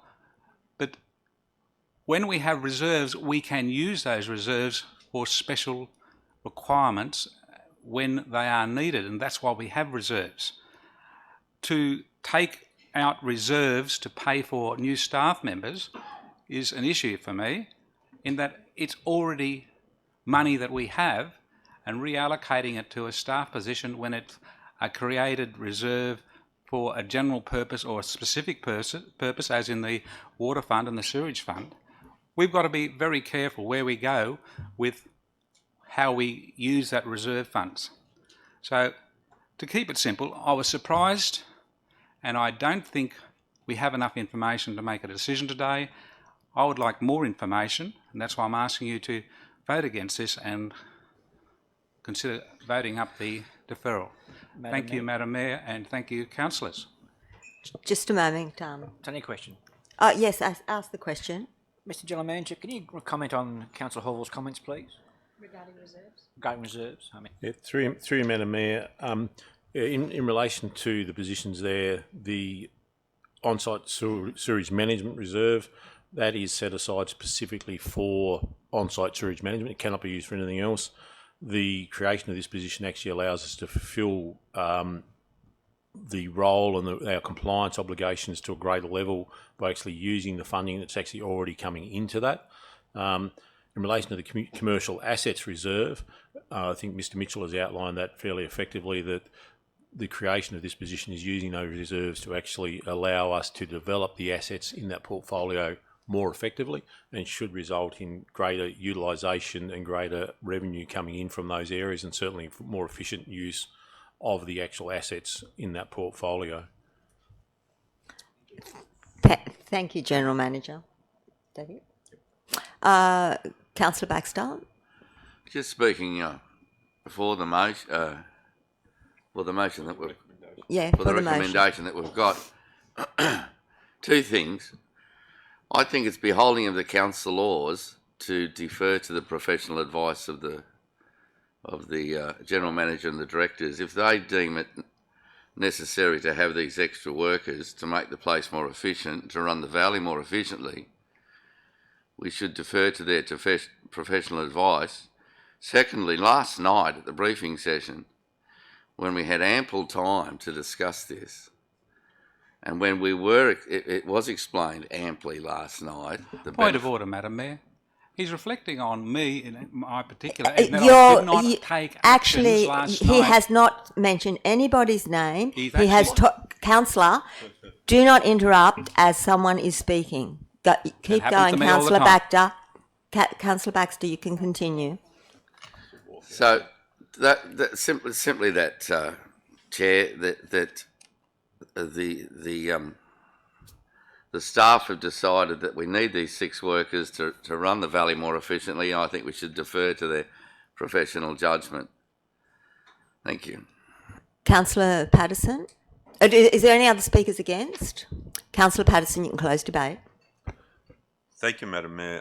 There's one thing that we do need to remember in this, that we may be talking about an $89,000 cost to start with, but where are we coming from when we started the restructure with the management right through, from directors right through to managers, right through, that, you know, our staff have shown us a delivery of a really, really good council staff, also much more efficient. We are now benefiting from decisions made by our council staff, and this is another one of those decisions that we have asked them to deliver us, to achieve a delivery plan that we have asked them to do, to achieve critical outcomes that we have asked them to do. This is a no-brainer for me, and I put the motion. Oh, sorry, Madam. I'll put the motion, but what you do, Councillor, is you recommend it to your fellow councillors. That's what he's doing. Okay, I put the recommendation. All in favour of councillors, it's now 9.4. There is a recommendation, and it is on the alteration and additions to a dwelling in West Kent. Just to make clarity for people, the officer who has put this forward is Rachel Jeffrey, a town planner. For probity purposes, could you explain where she works, please? Yeah, through you, Madam Mayor, it's been assessed independently of our development and compliance team. Rachel Jeffrey works for a consultant in the town planning industry, so was obviously thought to be appropriately qualified to undertake the task of assessing this DA. Thank you. And on page 28, talks about solar access and energy conservation at the top of the page, and it says in the second column, the development, or third column, fourth column, get it right, the development does not unduly overshadow neighbouring properties, but it does overshadow, not unduly though it is overshadowing. This development is overshadowing the neighbouring control plan, and obviously is listed as complying with what's listed or outlined in that section of the DCP. Protection of views. It says the proposal will not significantly impact these views. So how much impact is there? With any assessment of what impact? It says there must, it's actually saying it is impacting, but it's not significant. Do you know what amount of views have been impacted? Through you, Madam Mayor, I'm not personally aware of the degree of the impact, but similarly to my previous answer, it has been assessed in accordance with that relevant clause of the DCP, and obviously has been assessed as compliant with its requirements. So, So the final question is at the bottom of page 30, just above the conclusion, Mr. Director. It talks about customer service and public notification policy. It says there was no need to notify, as the development will not significantly impact nearby residents. We now know from the report that it's impacting views and overshadowing the neighbouring property, but there was no notification. Is it a very subjective decision not to notify and saying, well, even though there are a number of impacts, they are not significant? So at what point does planning staff, including this person, decide that it is significant? Is there a objective measure? Through you, Madam Mayor. Council's public notification policy refers to a significant impact, and where a significant impact exists, notification is required. In this instance, the application is consistent with all relevant planning instruments in terms of zoning and building controls, so it's not considered to have a significant impact and therefore was not notified. Just a question to the director. Had this not, this is coming to council because of the person, not because of the development. It is a compliant development. Is that correct? Yes. So through you, Madam Mayor, this development application could have been assessed under delegation by our development and assessment team, and wouldn't ordinarily come to council. It's only come to council because it's a staff member's application. Councillor Williams. Thank you, Madam Mayor. I was actually just going to make the same comment, that it wouldn't even be here if it wasn't the General Manager's house, because it has complied in everything. So I just don't see why we're asking questions like that. Councillor? Could I speak against it, Madam Mayor? I thought that's what you did, but yes, No, you I can. asked questions, Madam Mayor. Oh, okay, yes, you may. Oh, hang on. Who moved this? Councillor Williams, would you like to speak first?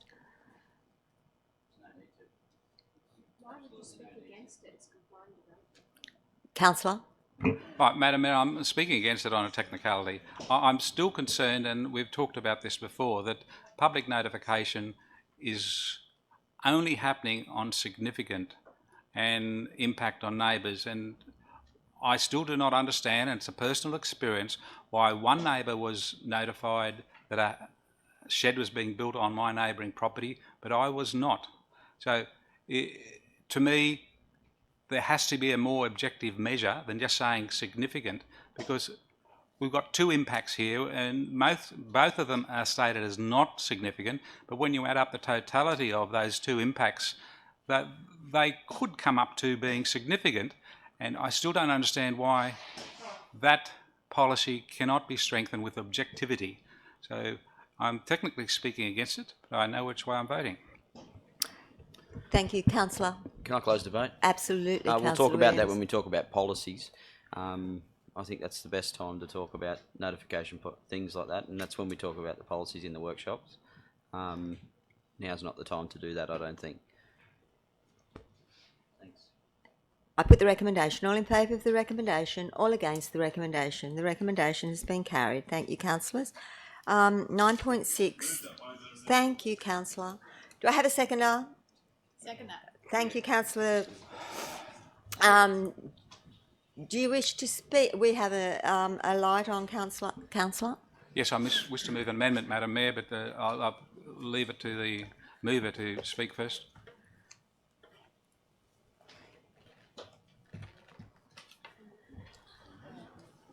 Thank you, Madam Mayor. Just speaking for the motion, Economic Development, Tourism Strategy and Destination Management Plan.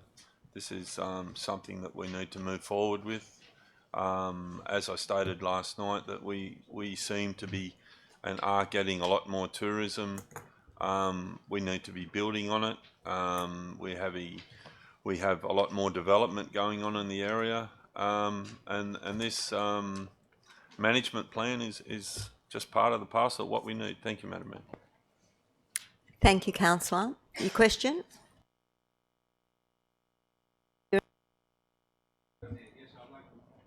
Let's turn my microphone on, thank you. Yes, my amendment is a pretty straightforward one. I would move an additional point 4, that we replace all Macleay Valley words with Kempsey Shire as appropriate in the document. Final Macleay Valley ED and T strategy. That's the first document in attachments. Do I have a seconder for the amendment? I'll second that for purpose of discussion. Do we have anyone that would wish to discuss this? I'd like to speak to my amendment, Madam Mayor. Thank you. Madam Mayor, we've just gone through the process of the fact that we do not have a name change yet, and this document that we're about to put on public exhibition contains the word Macleay Valley over and over again, hundreds of times in fact. And when you compare the facts, I have them here somewhere. Oh, I've misplaced my sheet. You look at the facts in the document. It talks about the population of the Macleay Valley, and that population is from Economics ID, and that population is exactly the same as Kempsey Shire. You look at the area of Macleay Valley in this document, it is exactly the same number of square kilometres as Kempsey Shire. All the information about the Macleay Valley is sourced directly from Economic ID, and those numbers are exactly the same for Kempsey Shire. So what I'm saying, we're going to put a document out. We have not had our name change as of yet, but here we have Macleay Valley throughout it. And yes, I was on the, I am on the committee, Economic Development and Tourism Committee, but I'm of the opinion that as councillors, we make the decision on what the final report will look like. So I'm saying we should put it out with all the Macleay Valleys changed to Kempsey Shire, and it will look exactly the same, except those words are changed. It's a very simple process, and it can be done in 15 minutes, in my opinion, because I have done it. And I have the document already done. So if you support it, I can show you the document. It's a very straightforward one. It's Kempsey Shire Economic Development and Tourism Strategy, and it would make sure that we are not selling the idea that we have made up our... We already know that even though it's in the delivery plan that we're going to be renamed, we haven't renamed yet. So I'm asking you to consider this very simple amendment that will make this happen, that we will have a true document going out to the public, that it's about Kempsey Shire, not about a Macleay Valley, a mythical shire, which is not in existence as of this moment. It still has to be consulted on. So I'm asking you to support the idea of adding this amendment, which just replaces all the words Macleay Valley with Kempsey Shire throughout the document before it goes on public exhibition. Councillor Saul. Thank you, Madam Mayor. A question to the General Manager, please. We've just heard Councillor Hovell speak on his desire to change to Kempsey Shire. What's the implications of doing so, please? The simply changing it is a word change. So it's just a bit of administrative time to do that. However, I'd make a couple of comments. The matter was not raised at the committee at all through the process that this needed to be changed. And then if a councillor is on a committee, they've got a responsibility as a councillor to raise those matters at that time. So if Councillor Corville had a concern, he should have raised it in the committee as part of that process. In addition to that, our tourism... Mayor? I won't take the point of order. The General Manager's debating me, and I don't think he should be. He's got to get... Councillor, that's enough. Just pointing out a fact, Councillor Horville. And the second fact I'd point out is that our tourism brand is actually Macleay Valley Coast. Hence, the branding of this is in line with that external brand. It's not about the Kempsey Shire. It's actually an external brand, and that is linked to the Macleay Valley Coast. Thank you. Councillor... Yes, Councillor Shields. I'd like to speak briefly for the motion and... You've got to speak against the amendment. Oh, against We've the got amendment. an amendment. I'd prefer it to stay as the Macleay Valley, and we could even add that mythical Macleay Valley into the marketing. Whoa. Thank you, Councillor Shields. Okay, I'm going to put the amendment. All in favour of the amendment? All against the amendment? The amendment's been lost. We now have the motion. That's been moved by Councillor Patterson. Is there any further debate? I put the motion, which is as per the recommendation. All in favour of the motion. The motion's been carried. Thank you, Councillor. 9.7 draft. Move it with 42 Excuse me, Madam Mayor. days. I'd just like to congratulate the committee for coming up with such a comprehensive document. There's obviously been a lot of work going into it, and I think we should just note the significant amount of effort that's gone into the document. Oh, and that I had notes in my, but we got waylaid with amendments. I did have in my notes to actually congratulate and thank the staff. And particularly Mayoral Breen. I also wanted to thank her for the work that she did do on the country universities recommendation that went forward. So yes, Marilyn, you are in the room, and yet that hard work has really paid off. And also the community that were involved in the process of that development of that those documents that we have, because there was quite a lot of community engagement in that process. We'll now move on. Madam Mayor, could I make a personal explanation, please? No, I'm sorry, I won't take that. We're Madam in a Mayor, council I move- meeting. I move 9.7 draft Horseshoe Madam Mayor, Bay you're not master letting me plan. explain Move why I did 5.7 something. with a change to 42 days public exhibition. Thank you, Councillor. You moved that. Do I have a seconder? Yeah, I see. Thank you, Councillor. It's been seconded by Councillor McGinn. Madam Mayor, could I explain why I want to make the personal explanation first, and then you can decide whether I do You it? can after the meeting. Personal explanations are not part of our code of meeting practice. We've moved on from that item, Councillor. We are now on item 9.7, the draft Horseshoe Bay Master Plan, if that is what you're going to discuss now. Okay? 9.7 draft Horseshoe Bay Master Plan. Recommendation that we've changed it. We have it been moved by Councillor Morris, and it has we want it out for 42 days. Do you wish to speak to it, Councillor? We've got a mover and we've got a seconder. Do you wish to speak to it? It was originally recommended for 21 days. I know there's been a lot of public consultation about this, but it does represent a considerable change from the previous master plan that was adopted. There is a lot of interest in the community, and I believe we need to give them more than 21 days to respond. 21 is not enough. I can't see any reason for the shortness. At the same time, we have the previous report put another document out on public exhibition for 28 days, and people may be looking at that and miss this one. I don't want to confuse them, so I'd like to give them 2 weeks after the economic development strategy consideration for 28 days.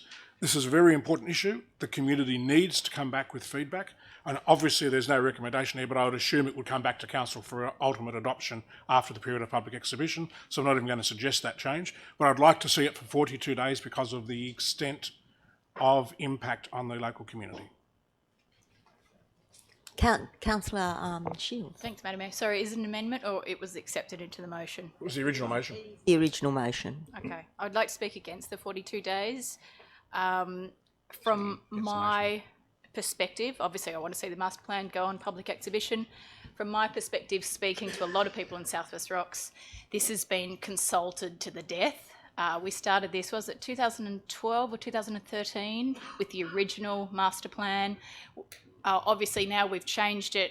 We've gone through a very, very lengthy consultation period. I think people appreciate that council really wants to hear their views and appreciate being involved within that consultation.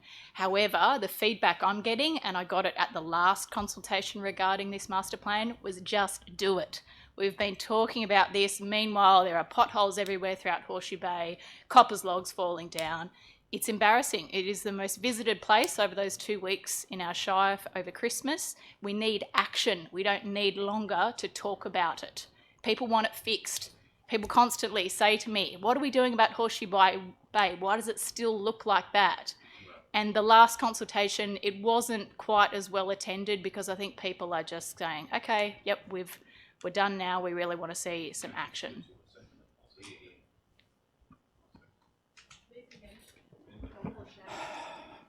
Do you want to move an amendment? Yep, back to 21 days. Do you want to accept that into your... I still believe it needs to be longer. And I suppose the other question I'd like to ask in regard to that, if it was 21 days as opposed to 42, when is it going to come back to council? Because if it's put on public exhibition for 21 days, the public exhibition period would be concluding the day that the business paper comes out. So therefore, the chances of it getting it to the September meeting are about 0. With 42 days, it would still come to the October meeting. General Manager. Through you, Madam Mayor, I haven't done the numbers on the 42 days, but it'll be looking at coming back to the October meeting. And I guess we would just reiterate Councillor Shield's comments, because that's the comments the staff have been having about the amount of consultation. There is a point where council can over-consult with the community, and they are out there, they are just fed up. They just want to see stuff happening. That's right. Madam Mayor. And they want to be able to apply for grants. Get it adopted. And that won't change it beyond October. This will be October. 42 days as opposed to 21. It gives them longer to respond to it. Madam Mayor, I'm happy as seconder to move it back to 21 if the mover's happy to move it back. By the Code of Meeting Practice, Councillor McGinn, the seconder has no say. It's the mover that determines whether they wish to change the motion. Once it's been seconded, it's up to the mover. Foreshadowed motion, Madam Mayor. A question, I is was 21 waiting. the minimum required? It would have to be an amendment. So you're moving an amendment? Just a question, is 21 the minimum days required, or can there be any minimum for public exhibition? With something like this, is just a process for council. There is no statutory period for this. Could we reduce it so that it does come to the September meeting? I'm Yes, not expecting you, there'll be you a could lot put of... it for 14 days. It's totally up to council. Foreshadowed motion. I have a question, Madam Mayor, when you're ready. So are you proposing anything here, Councillor Shields? I'm first of all? proposing for it to come back to the September meeting, So you are moving an amendment. please. Do I have a seconder for the amendment? I have a seconder for the amendment. So what we have on the table now is an amendment that this come back to the September. So the actual public exhibition time would be 14 days. Yes. Hang on a minute. Oh, dear. So another question is there are there any grant applications in the pipeline that this would affect at all? Not aware of any at present, but yeah, certainly this type of infrastructure is would certainly be eligible for a range of different grants that come up from time to time. So nothing currently in the pipeline, but obviously the adoption of the plan obviously assists us in considering that going forward. I have a question. I'll take your question. I have a question. When we're talking about days, we are talking about work days. So would 15 days be 3 weeks? No, we're talking about 24-hour days. So what we have here now is a amendment that council endorsed the draft Horseshoe Bay Master Plan for public exhibition, and that would be placed on exhibition for a period of 14 days. Okay. Councillor Horval. A question, Madam Mayor. It's just a simple one. The on page 35, it talks about the 35 responses to the engagement survey. Any particular reason why that was not presented to council as an attachment?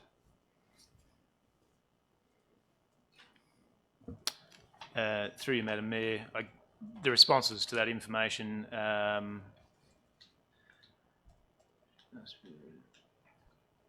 is presented in this report as a summary for you to I guess see the level of support. Any concerns are certainly raised in the table below in the report, and a response listed there as well. So obviously wasn't considered necessary, and the summary there in terms of the level of support is certainly provided. Final question, Madam Mayor. Yes. And I guess it's through you to the General Manager. Is there a procedure or a guidance for council staff on when submissions are given to councillors, or is it just a general rule that you put some submissions up for us to read and others you don't? Through you, Madam Mayor. Yep. Pretty much council staff will determine whether we really believe they are. In this case, the overwhelming majority of these were very, very supportive in that, and to save the additional time in that, we've summarised them in this report. Okay, so we have an amendment. Can I speak against the amendment, Madam Mayor? Councillor Shields, do you wish to speak for your amendment, or you have? Okay, yes, you may speak against the amendment. Yes, as Councillor Shields said, this has been going on since 2012, and it's been a long process, and the plans are extraordinary, and they will certainly change that area for the better for South West Rocks. But the 14 days is in perspective to the length of 7 years. It's only an extra, but 30. That there's some maths here. 28 days, and for me, putting it out in submissions for submissions, yes, it has been done to death, as Councillor Shields says, but we need to get a chance for all people interested to make submissions, and then we'll consider the decision. But yeah, at the moment the decision should go ahead, but we still should be consulting with our community, and that's why I think we should defeat the amendment and go back to the original motion of putting it on exhibition for 42 days. In perspective, it's a very small part of the 7 years to put it on exhibition for that extra few days. Okay, does anyone else wish to speak? Councillor Patterson, do you know? I just quickly, Madam Mayor, I totally agree with Councillor Shields that this has been done to death. It's fantastic movement forward. If we can get this out there, I know if to come back to the September meeting would be great. And one of the things is it gets it on the books that it's a project that's moving forward, like a few other projects that we've been able to gain funding for. We don't know what's coming up. It's on the book straight up. It's not a construction certificate. It's a movement forward, and I think the sooner we go ahead with the development of Horseshoe Bay South West Rocks, the better. And I commend this to all my fellow councillors to support the our amendment to 14 days. There's a question from, is it a question? Yes, or, Madam Mayor. Yes. A question, and then the General Manager will respond, and he also has some comments. Madam Mayor, just for clarification purposes, this goes out in exhibition. If we get some responses, would that actually change a great deal of the master plan if they're negative? Where will we stand from there, hypothetically? Through you, Madam Mayor, the 14 days is doable. It'll be tight. It will depend on the nature of the comments we get back. Given the extensive consultation that's already gone in, there would, even if a submission came back that was totally opposed to it or something like that, it would be very unlikely that that would be considered the need to change for it, given the number and the quantum of the community that have actually been involved in developing it where it is. It'd have to be a very strong uprising by the community itself to actually say, look, we don't like it, with significant numbers to actually really change anything much in the plan at all because of the work that's actually already been done. So we'll put staff on notice that this will be a very tight turnaround. We'll get it out ASAP. And if something like that did happen, which I don't foresee, but if it did, we'll then let the councillors know. Thank you for that. Okay, I put the amendment. All in favour of the amendment? All against the amendment? The amendment's been lost. No, the amendment was carried. Oh, sorry, the amendment was carried. The amendment, the motion now becomes, the amendment becomes the motion. Whoa, it's been a long morning already. So we now have the motion, which was the amendment, that Council endorse the draft Horseshoe Bay Management Plan for public exhibition, and it would be placed on exhibition for 14 days and reported back to the September Ordinary Council meeting. All in favour of the recommendation? It's been carried. Thank you, councillors. Let's see. 9.8. There is a... Thank you, Councillor McGinn. Seconded by Councillor Saul. Is there any speakers against? Madam Mayor, I'd like to move an amendment. There's an amendment. Would you like me to speak for it? We'll hear the amendment. Right, I've actually forwarded this to Mr. Thorogood, and it's just an additional point to try and get more water being used or saved in the Shire. Council is to investigate the feasibility of providing encouragement and incentives such as an annual group buying of rainwater tanks, for connected users to install rainwater tanks and utilisation of such water for dual usage systems, with a report to December Council for determination of further action. I can't. That's a very significant change, as this is about systems updates. So that would need to be a foreshadowed motion, councillor. It's not related at all to the systems update. It is a completely new process.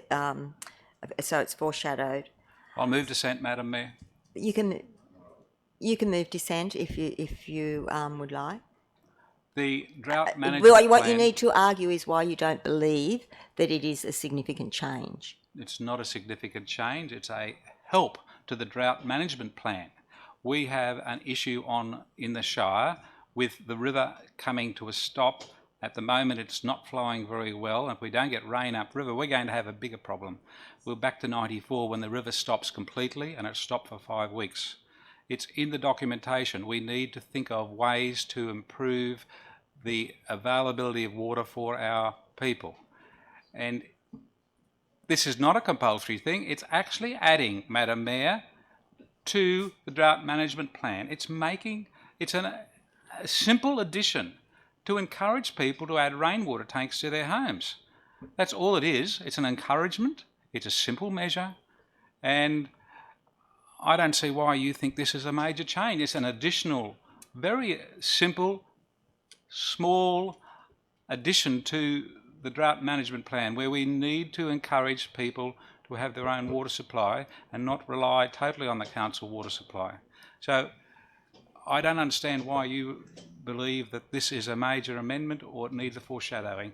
It's a simple, straightforward amendment which adds, enhances, encourages people to do the right thing as part of our drought management plan. And we cannot possibly think that the drought management plan is not about trying to do everything to make our Shire sustainable with water supplies. And so that's because that is a possibility in your role as Mayor to change your mind. Thank you. Thank you, councillor. And the reason that I am moving it, outlining that it needs to be foreshadowed, in actual fact it needs to be a complete new notice of motion in my view. These manuals are manuals, they're operational, and what you're proposing is something that we would need to consider, not just thrown onto us at this stage. It would be making policy and doing things on the run.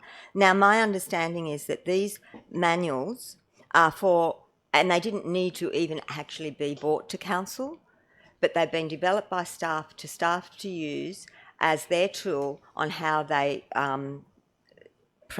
do the management of drought and do the management of the drinking water system. It isn't actually the finer detail of what is actually done. Is that correct? Can you please, through the General Manager, Director, outline exactly what these are? Yeah, through you, Madam Mayor. So the reason why we reported them to the council is, I guess, to demonstrate to the public the processes involved in the management of water supply, and given it's obviously a very essential service that's provided to the public, and also to demonstrate our compliance with our obligations under the Public Health Act and regulations, and also best practice guidelines. So they don't necessarily need to be reported to council, but given the significance of the documents, and I guess the view that it's good to have some public understanding of those documents, and that we manage our water supply in an appropriate manner, and have procedures in place to manage in times of drought, is why we reported to council. So that is why I'm not taking it, and the motion of dissent is there, fellow councillors. The councillor has the opportunity to either move a foreshadowed or, and I'm not arguing against the rationale and maybe the good thing that would be to investigate the rainwater tanks, but that would either be a foreshadowed or a complete new motion, which he may consider doing. So I put the motion of dissent. All in favour of the ruling of the chair? All against the ruling of the chair, so the motion of dissent is upheld, and the councillor has the opportunity of either raising a foreshadowed motion, which I imagine he will do, or putting forward a new motion. So are you foreshadowing? Yeah, I'll foreshadow it, Madam Mayor, but it'll just be on the book so we can consider it further down the track. Okay, so there is a foreshadowed motion. We go back to the original motion. Is there any debate? You've got a question? No? Yes, Madam Mayor. I mean, time ticks away. Mr. General Manager, a question to you again on that clarification of that last proposed amendment.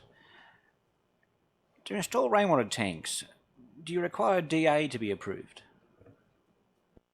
Through you, Madam Mayor, I'm not going to make any comments on that because it's actually not before council. Okay, I put the recommendation. All in favour of the recommendation, all against the recommendation. The recommendation has been carried. 9.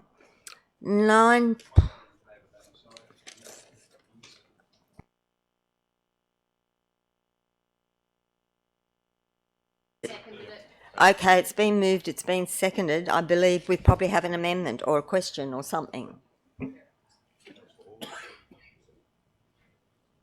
Get some questions on the actual document, Madam Mayor.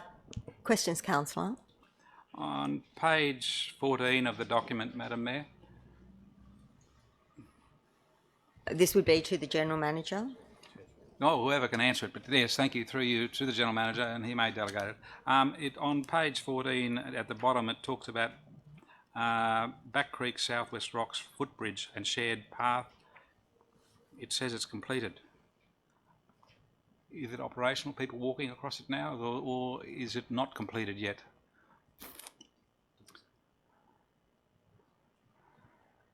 Page 14. Was that just an error?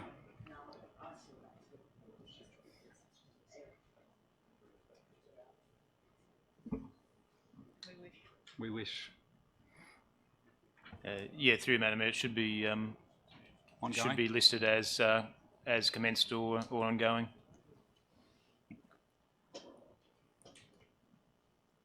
Right, my final question, Madam Mayor, is through you to the General Manager. It talks about on page 20, the bottom there, renaming the Shire to better reflect the whole community to Macleay Valley Shire.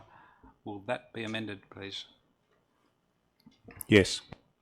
Thank you very much. Councillor Baxter, have you got a question? Yeah, just on the document, Chair, to the General Manager, page 16, undertake capital upgrades of council holiday parks. Just an update on that, whether how that's going. Yeah, Mr. Mitchell will provide that. Yeah, through you, Madam Mayor. We're actually scheduling to provide a detailed update to briefing to councillors in relation to the proposed program for the holiday park. So a lot of preparatory work has already started in relation to that. The intention is that at the next General Manager's briefing, I think we've scheduled it for, which is the beginning of September, briefing will provide an update in relation to the holiday parks generally, but with a specific focus in relation to the proposed capital program. Just in addition to that, we have already established a project control group, which includes ATPM as a member of that committee to oversee those projects and those capital developments. And we've had our first meeting, we've got the second meeting of that tomorrow morning. But we'll provide more detail to all the councillors as part of the briefing in a couple of weeks' time. Thank you, Director. And just while I've got you, can I, on behalf of the Crescent Head community, thank you for the new amenities block at the shops at Crescent Head, and thank you very much for that. Councillor Williams. Sorry, Madam Mayor, I'm just going to make a comment. I might be as frustrated as everyone else, but I thought the whole idea of pulling a motion out of the consensus motion was to change the motion and not ask questions. So can we, hopefully by the end of this term, we can get it right and ask questions when the time's appropriate. Everybody has the right to ask questions, I understand that, but there is a time and place, I believe. Thank you. All in favour of the recommendation? Councillor I just had a question. On page 8, Thanks, Councillor Morris. the information on the Crescent Head water treatment plant seems to be at conflict to what the current situation is. Can we have an update on what is currently happening there?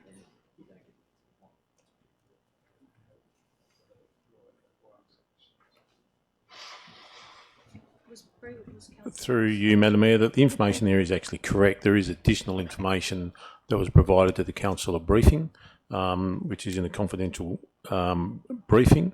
That's not contained in this public document. So Thank you, councillors. I put the recommendation. All in favour of the recommendation, all against the recommendation. The recommendation has been carried. Item 9.10. 12. Oh, we've moved. Matters in progress. Now that must have been taken out to change it or something.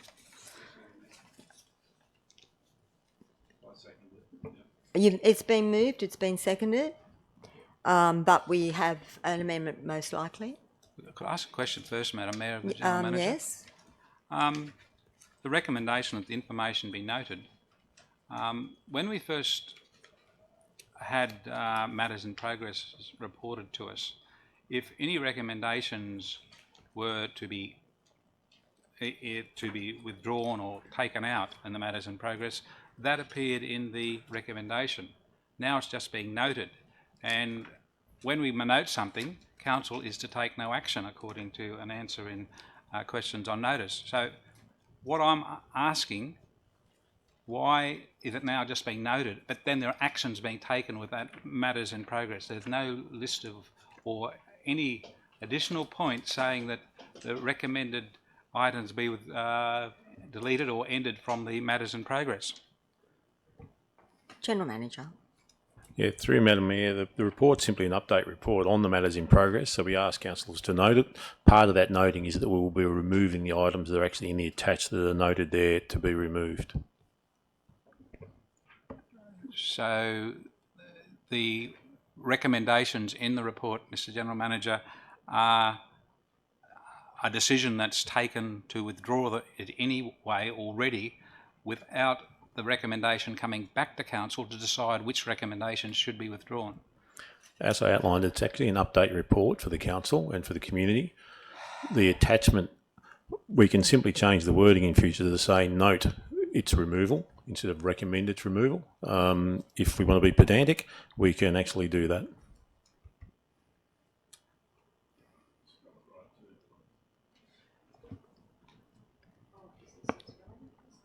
Is there a spelling mistake? Okay. Any speakers for? Any speakers against? Yes, Madam Mayor, I'm going to withdraw some of the recommendations to withdraw or delete them if possible. So can we go to the document, please? So you're changing the recommendation. You're moving an amendment to the recommendation. Yes, to that try the information and be withdraw noted. them. And if council is with me, they'll actually decide whether I'm right or wrong, that they shouldn't be withdrawn at this time. So your amendment will be that you is what? That the recommendations would not be removed, or the removal recommendation not be acted on at this time.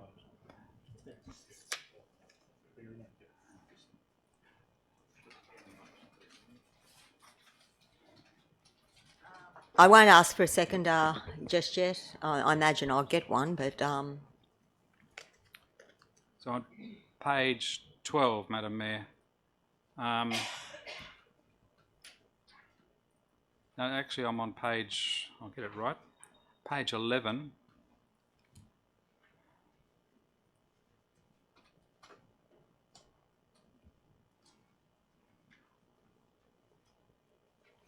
Economic Development and Tourism Committee, it's a report there. It's not being withdrawn, but my question is, why is the Economic Development and Tourism Committee considering the plan for outdoor dining moratorium in late September? Why has this been put back? Why couldn't it have been part of the actions of the report into the Economic and Development and Tourism report that we received today? Through you, Madam Mayor, The issue of the outdoor dining moratorium is a minor action matter. It's not actually strategic action, so that's why it's actually dealt with separately. Thank you. On page 12, it says we recommend removal of the item about Point Plummer Road. Tell me if I'm wrong, but all the actions seem to be done, but the road's still not sealed. And I'm thinking that until the road's sealed, that should stay on the books, so we still know it's before council as an action we are undertaking. So I guess I'm asking the General Manager, why could it not stay there till the task has been completed? As you stated yourself, all actions in the resolution of council has been fulfilled, so therefore it's recommended to be removed. It's fairly obvious it hasn't been sealed at this point in time, and councillors will be very aware when it is sealed, but the actions in the resolution have been fulfilled and it's recommended for removal.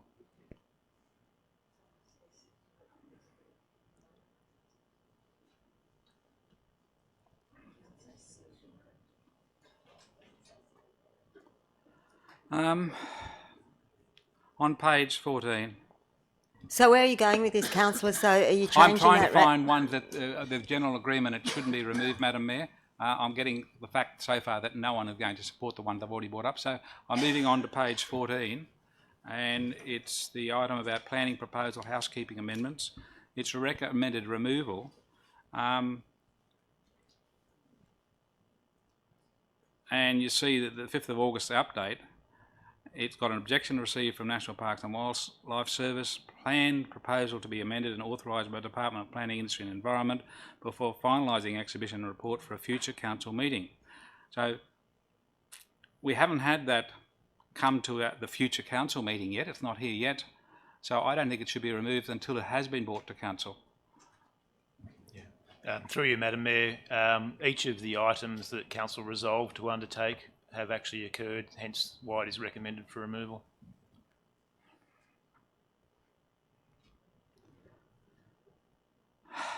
Page 15, the first item that's complete there is the recommended removal. The long-term energy strategy and climate change policy be considered at the next operating plan. Strategy, and it says the final comment there, 9th of August 2019, strategy included in 2019-20 operating plan, resourcing and programming of project being determined. So it hasn't been determined yet, and until that's determined, I don't think it should be removed. Through Madam Mayor, there's actually nothing in the resolution of council that relates to the actual resourcing. It's actually that it be placed in the operating plan, which is what's actually occurred. And at the same time, there's a further report which indicate that should be removed because it's progressed further in a later item. Right, on page 17, Mr. General Manager, I guess I'm asking a question here about the climate change policy and action plan. Bottom of page 17. 9th of May, the comment was currently targeting August workshop, and the 9th of August comment, workshop being planned, so we're not having it at the August council. Do you envisage a date for this to occur, please? Yes, we've actually got a plan to bring some information in the workshop, the initial workshop in September. Thank you. We got a date yet?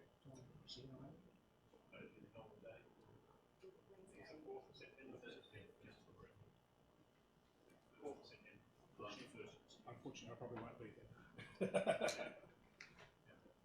On page 22, Madam Mayor, at the top of the page, it talks about the council champions the legislation across the Shire for the provision of assistant animals. How is that going to happen and when will it happen?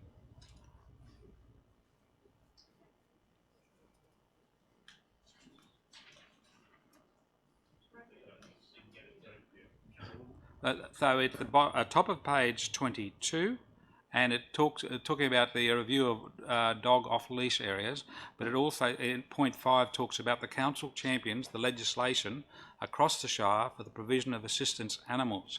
I'm interested to see how council plans to champion the fact that we are required by law to allow assistance animals to go anywhere. I think through you, Madam Mayor, I think in undertaking the actions, items 1 to 4 of that resolution, item 5 would certainly be a consideration as part of that, and we would also consider other actions that may be necessary. I know it's certainly mentioned there in terms of what the current policy is in relation to the holiday parks, and for anyone wishing to take a dog, and even if it's an assistance animal. I'd just add to that, the reason it's not recommended for removal at this point in time is that we're still working on that. Thank you, Mr. General Manager. Thank you, Director. Bottom of page 23. Talking about the council review of unmaintained council roads, and then investigation of those roads have been undertaken. It talks about at the bottom of page 3, one further road has been identified. Do we know the name of that road? Through you, Madam Mayor, I don't have the list with me at the moment. I'm certainly happy to take that on notice and to advise. I'm currently reviewing the list of the information that's come to me in that audit. I'm certainly happy to do that prior to us obviously writing to the people that are on those roads. Yes, so the next action was to contact landowners along the road. Yeah, that will be necessary. Thank you very much.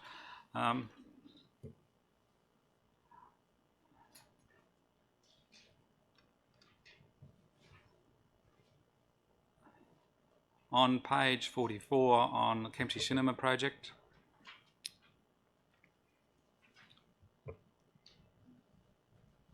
points 1 and 2, the information be noted, council notes a presentation by Mr. Kirandell, etc. Point 3, the council liaise with Gowings and Majestic Cinema for a joint media release about the progress of the Kempsey Cinema.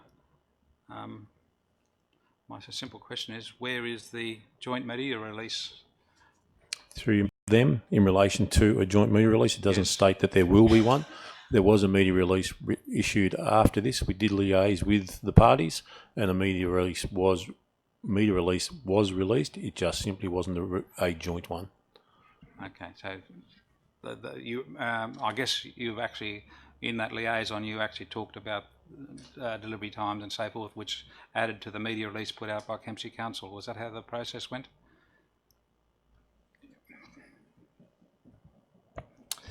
Through you, Madam Mayor, yes, I'm regularly in contact with both Majestic and Gowings in relation to the cinema project. They were comfortable with the media release that was issued. No doubt, as we progress towards the completion of the cinema project, there'll be more media in relation to that, I guess especially in relation to the opening. And so there'll be further media releases in relation to that, which will obviously be more from a Majestic Cinemas and Gowings perspective. Thank you very much. And I'll finish up with the actual motion is that the information be noted. Would the General Manager, or through you, Madam Mayor, the General Manager advise us on how we can clarify the fact that we should have in the motion that we're going to remove those items that are listed for recommended removal? Could you advise us how we could amend that, please?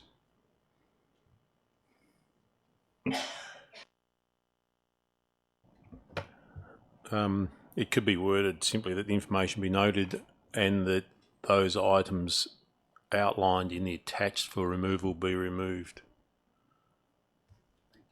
Thank you. I hope that mover and Do I have a seconder? Well, it's not amendment. It's up to whether. No, it was you asked for an amendment. We didn't end up listing any items. No, so but you want to change the motion that the information be noted to include those words. Yes, Madam Mayor. So it's an amendment. Thank you. Do I have a seconder for the amendment? I think, yeah, I move that. So we do have a seconder for the amendment. It just provides clarity as to what the intention is. Doesn't removal say clarity? Recommended removal. So the mover is not prepared to accept the amendment, and Madam Mayor, I don't think it's necessary. I mean, we're just being so pedantic. Okay, so we have an amendment that has been seconded. It's been moved by Councillor Hawthorne and seconded by Councillor Morris, that the information be noted in these items marked for removal be removed. I put the amendment. All in favour of the amendment? All against the amendment? The amendment has been lost. We go back to the first motion, that the information be noted. I put the recommendation. All in favour of the recommendation? All against the recommendation? The recommendation has been carried. 9.13 we did. 14 we've done. No, we're going into questions and then we'll go to confidential. So we'll start the questions with Councillor McGinn. Madam Mayor, I have no questions. Oh, Councillor Saul. Thank you, Madam Mayor. Just the one question. Has Council considered a simple refurbishment of the existing Clyde Street Moyle toilets? Councillor Baxter. Councillor Patterson. Thank you, Madam Mayor. Just one question and progress, and this may not, this could be answered right now, Madam Mayor. Progress on levy bank realignment. Councillor William. Councillor Horville. Thank you, Madam Mayor. At the June Council meeting on item 7.1, Councillor Horville withdrew the amendment. Any motion from a councillor is to be brought for discussion to the next GM's briefing prior to it being submitted to Local Government New South Wales conference people. After commitments from the General Manager, there will be a workshop briefing, and from the Mayor, once information from Local Government New South Wales was received, it will be forwarded to councillors. Why were these clear commitments not able to be fulfilled? Next question. With 48 June 2019, what has the cost been to Council in disposing of the carcasses? Next question. What actions have been taken by Shire compliance officers with free campers overnighting in bushland along Point Plummer Road in the last financial year? Next question. What planning or consultation with National Parks and Wildlife Service in regard to increased usage of facilities along Point Plummer Road after the sealing of the road in 2020? And the last question, how will consultation be undertaken to develop the statement of character for Point Plummer Road?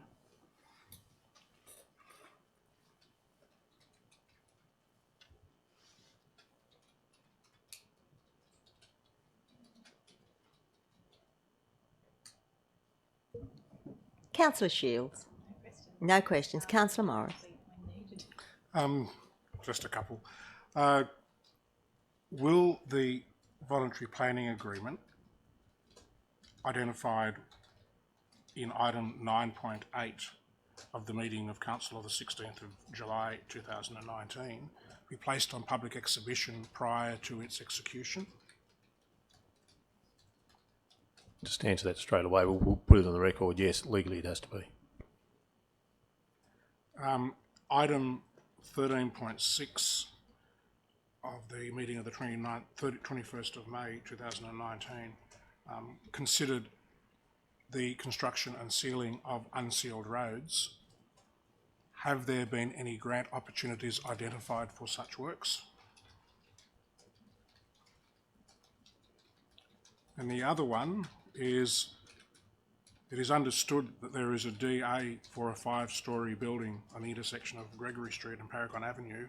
Is this included in Council's, details of this included on Council's website, and will there be any form of public consultation prior to approval?